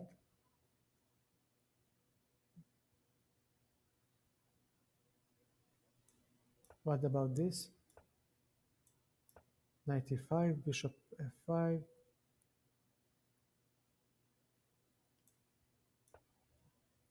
And after this move, I go to d5 and let me see, how do I make progress here? Like this, bishop e8, so he must prevent a4. Bishop c6.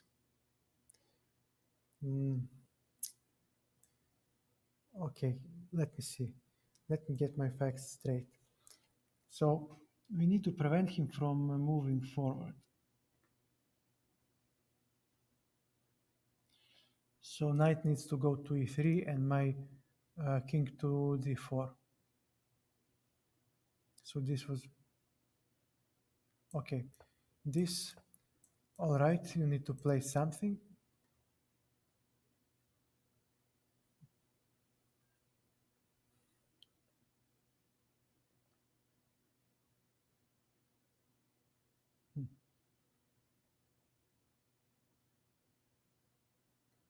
But all I have to do is prevent him from penetrating my position.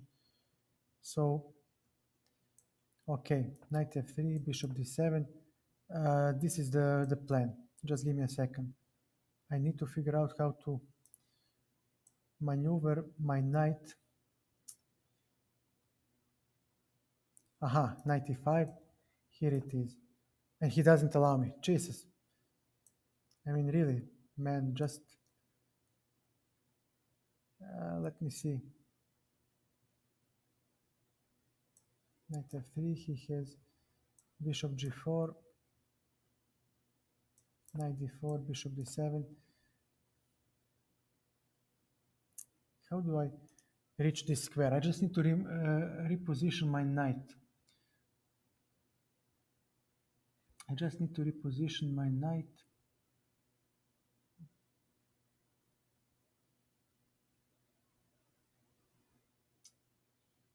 Here. So these are the squares.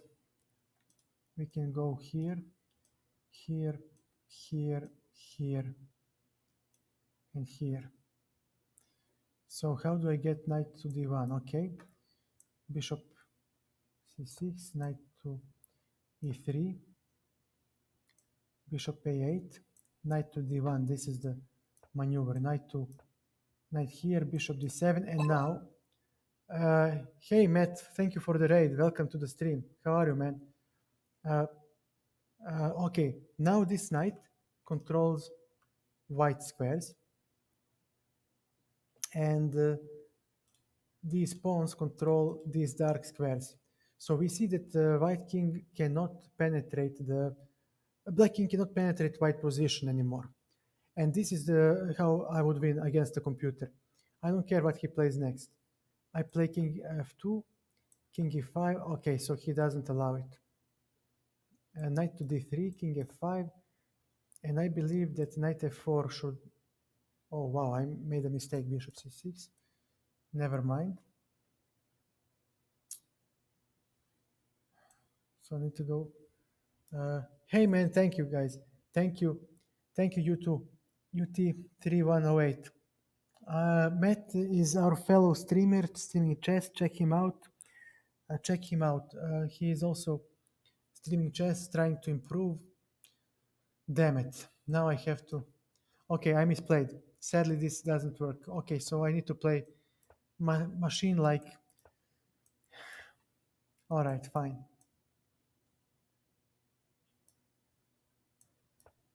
And after this move, I need to see how to win this. I mean, where is the victory? G4. Okay. Bishop d7, knight d4, bishop e8. And then what? Dude, you have all the time in the world. I'll get 50 move rule. Bishop king e3, 5, king d4, bishop to e8, takes. Are you kidding me? c5, so I have to give him counter chances. And this is why I hate this type of endgame. And we talked about this.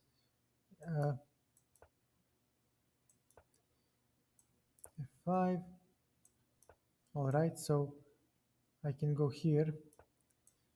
And so what? So this is like machine-like precision. Yep. And he gets the queen. Look at this line. Okay. I was lucky. So it's very hard to win this endgame. Let's go a couple of moves forward. Pardon. Give me a second, please.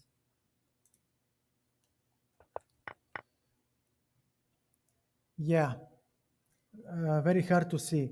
And that's why I'm saying we should embrace Isolani and play with it anytime we get a chance to, because I changed my mind. It's not a weakness, as Nimcovich spoke of. Tarash was right. Look, this is like a dream position. And look, 0.6 only. I mean, look at this. What else do you want? What else do you need to generate a winning position? And the main problem is that knight is actually a horrible piece in the endgame. Remember this. The most pathetic piece in the endgame is the knight. The worst piece in the endgame. And why? Because knight cannot move and retain control of the square that is important. So for example, if I want to control c6 square and create a Zugzwang, I cannot do that with the knight because no matter where knight goes, if he goes to b3, it doesn't control c6 anymore. You see? If he goes to e6, again, from the e6 square, he doesn't control c6 anymore. Now look at the bishop. Bishop can uh, play a move and still control a square. You see? He can, he has options. He has squares where he can oscillate. So he can oscillate on these two squares and keep the control over the important square. That's why bishop is superior than the knight in the ending. And that's why this ending is very hard to win as white. And of course, king e1, king f6, king f2. Let's play this for black now. And I would play king to e5. King e3, g5. We put the pawns on the opposite color of the bishop. So if our bishop is white, we put everything on black. And knight f3, king f5, king d3 is good. h6. We need to protect everything. King e3 by our friend Compi. This is hard.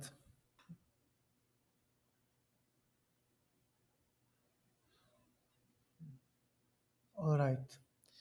So I cannot stop him to go through my weak dark squares. Sadly, this piece constellation will cost me the game. So I understand what Compi says. He says, look, you need to generate counterplay quick before things get out of hand. So now we threaten king f4 and h3, and we have counterplay. For example, if white played something like this and was stubborn, for example, we could play something like this, and you see how fast and agile bishop is. Take this, defense, maybe okay like this, and he's still agile. We push king d4, and now we have enough counterplay as black. We win this. So you see how agile is the bishop, very agile. So knight needs to go into defense, a5. Again, this might not work because of king e4, king b5, king e3. Now the knight is in danger because we have king f2, and knight will have to move, and we get the pawns. And our bishop is so swift and agile that he will keep these pawns at bay, and our pawns are rolling way too fast. So white needs to actually keep black king at bay, which is very hard.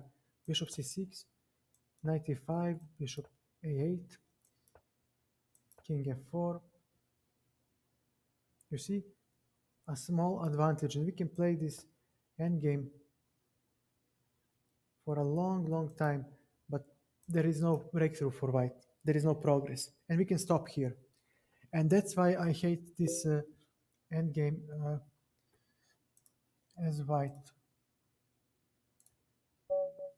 Okay, let's switch it up a little so we give our friend an opportunity to play some interesting opening instead of playing against the London whole time.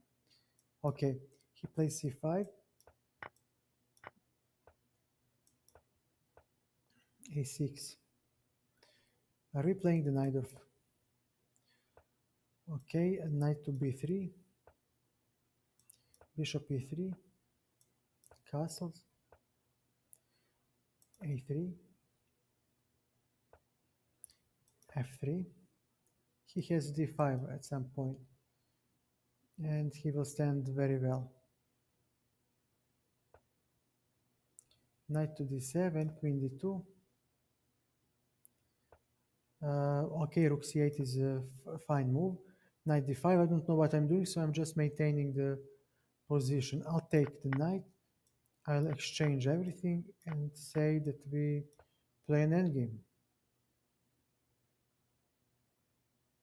Oh, he played bishop d8. Sorry, you see, uh, automatic play by yours truly. Okay, knight on b1, c4, c3, king f8. What is this? Am I playing with 1 minute or what? Didn't even pay attention. Check, check, takes.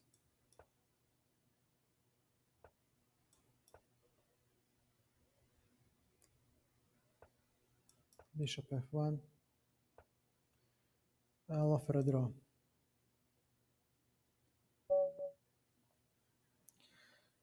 This was very short. What happened here?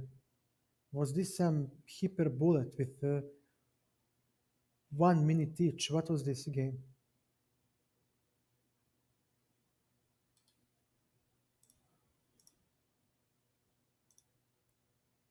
Yeah, this was hyper bullet with 1 minute. Wow. Yeah, well, you can always flag me. I'm very too slow and too weak for the bullet. Uh, Guys, how do you get these icons, these emotes? I need to do something.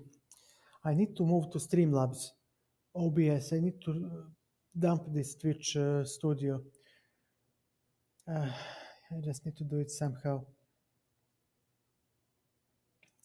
I just don't have the time to study the Streamlabs OBS. Maybe if somebody knows, can lend me a hand. Uh, Anyways, it's 2 a.m. here, and I really need to go because I have stuff to do tomorrow. So I thank Matt once again for the raid. Check him out. Check out Abel Van Pasach. He's also a fellow streamer. Check them out. Uh, Major Casper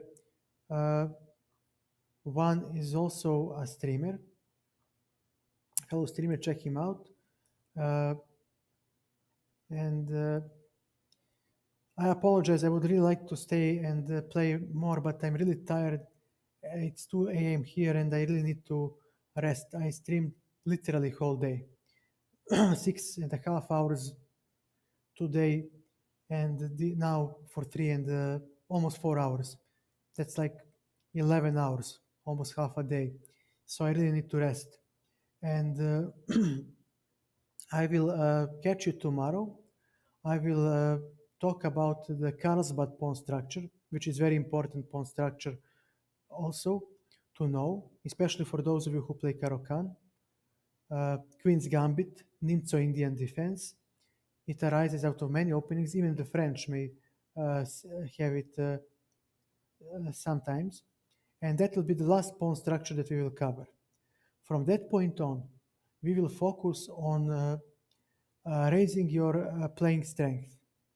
We will not cover openings, but your playing strength, and most likely I will focus on the endgame, because endgame knowledge can help you when you are a low rated player a lot to penetrate into 1500 or 1800 club, maybe even 2000. So thank you for your time. Thank you for your attention. Uh, Catch you tomorrow. Good night. Bye.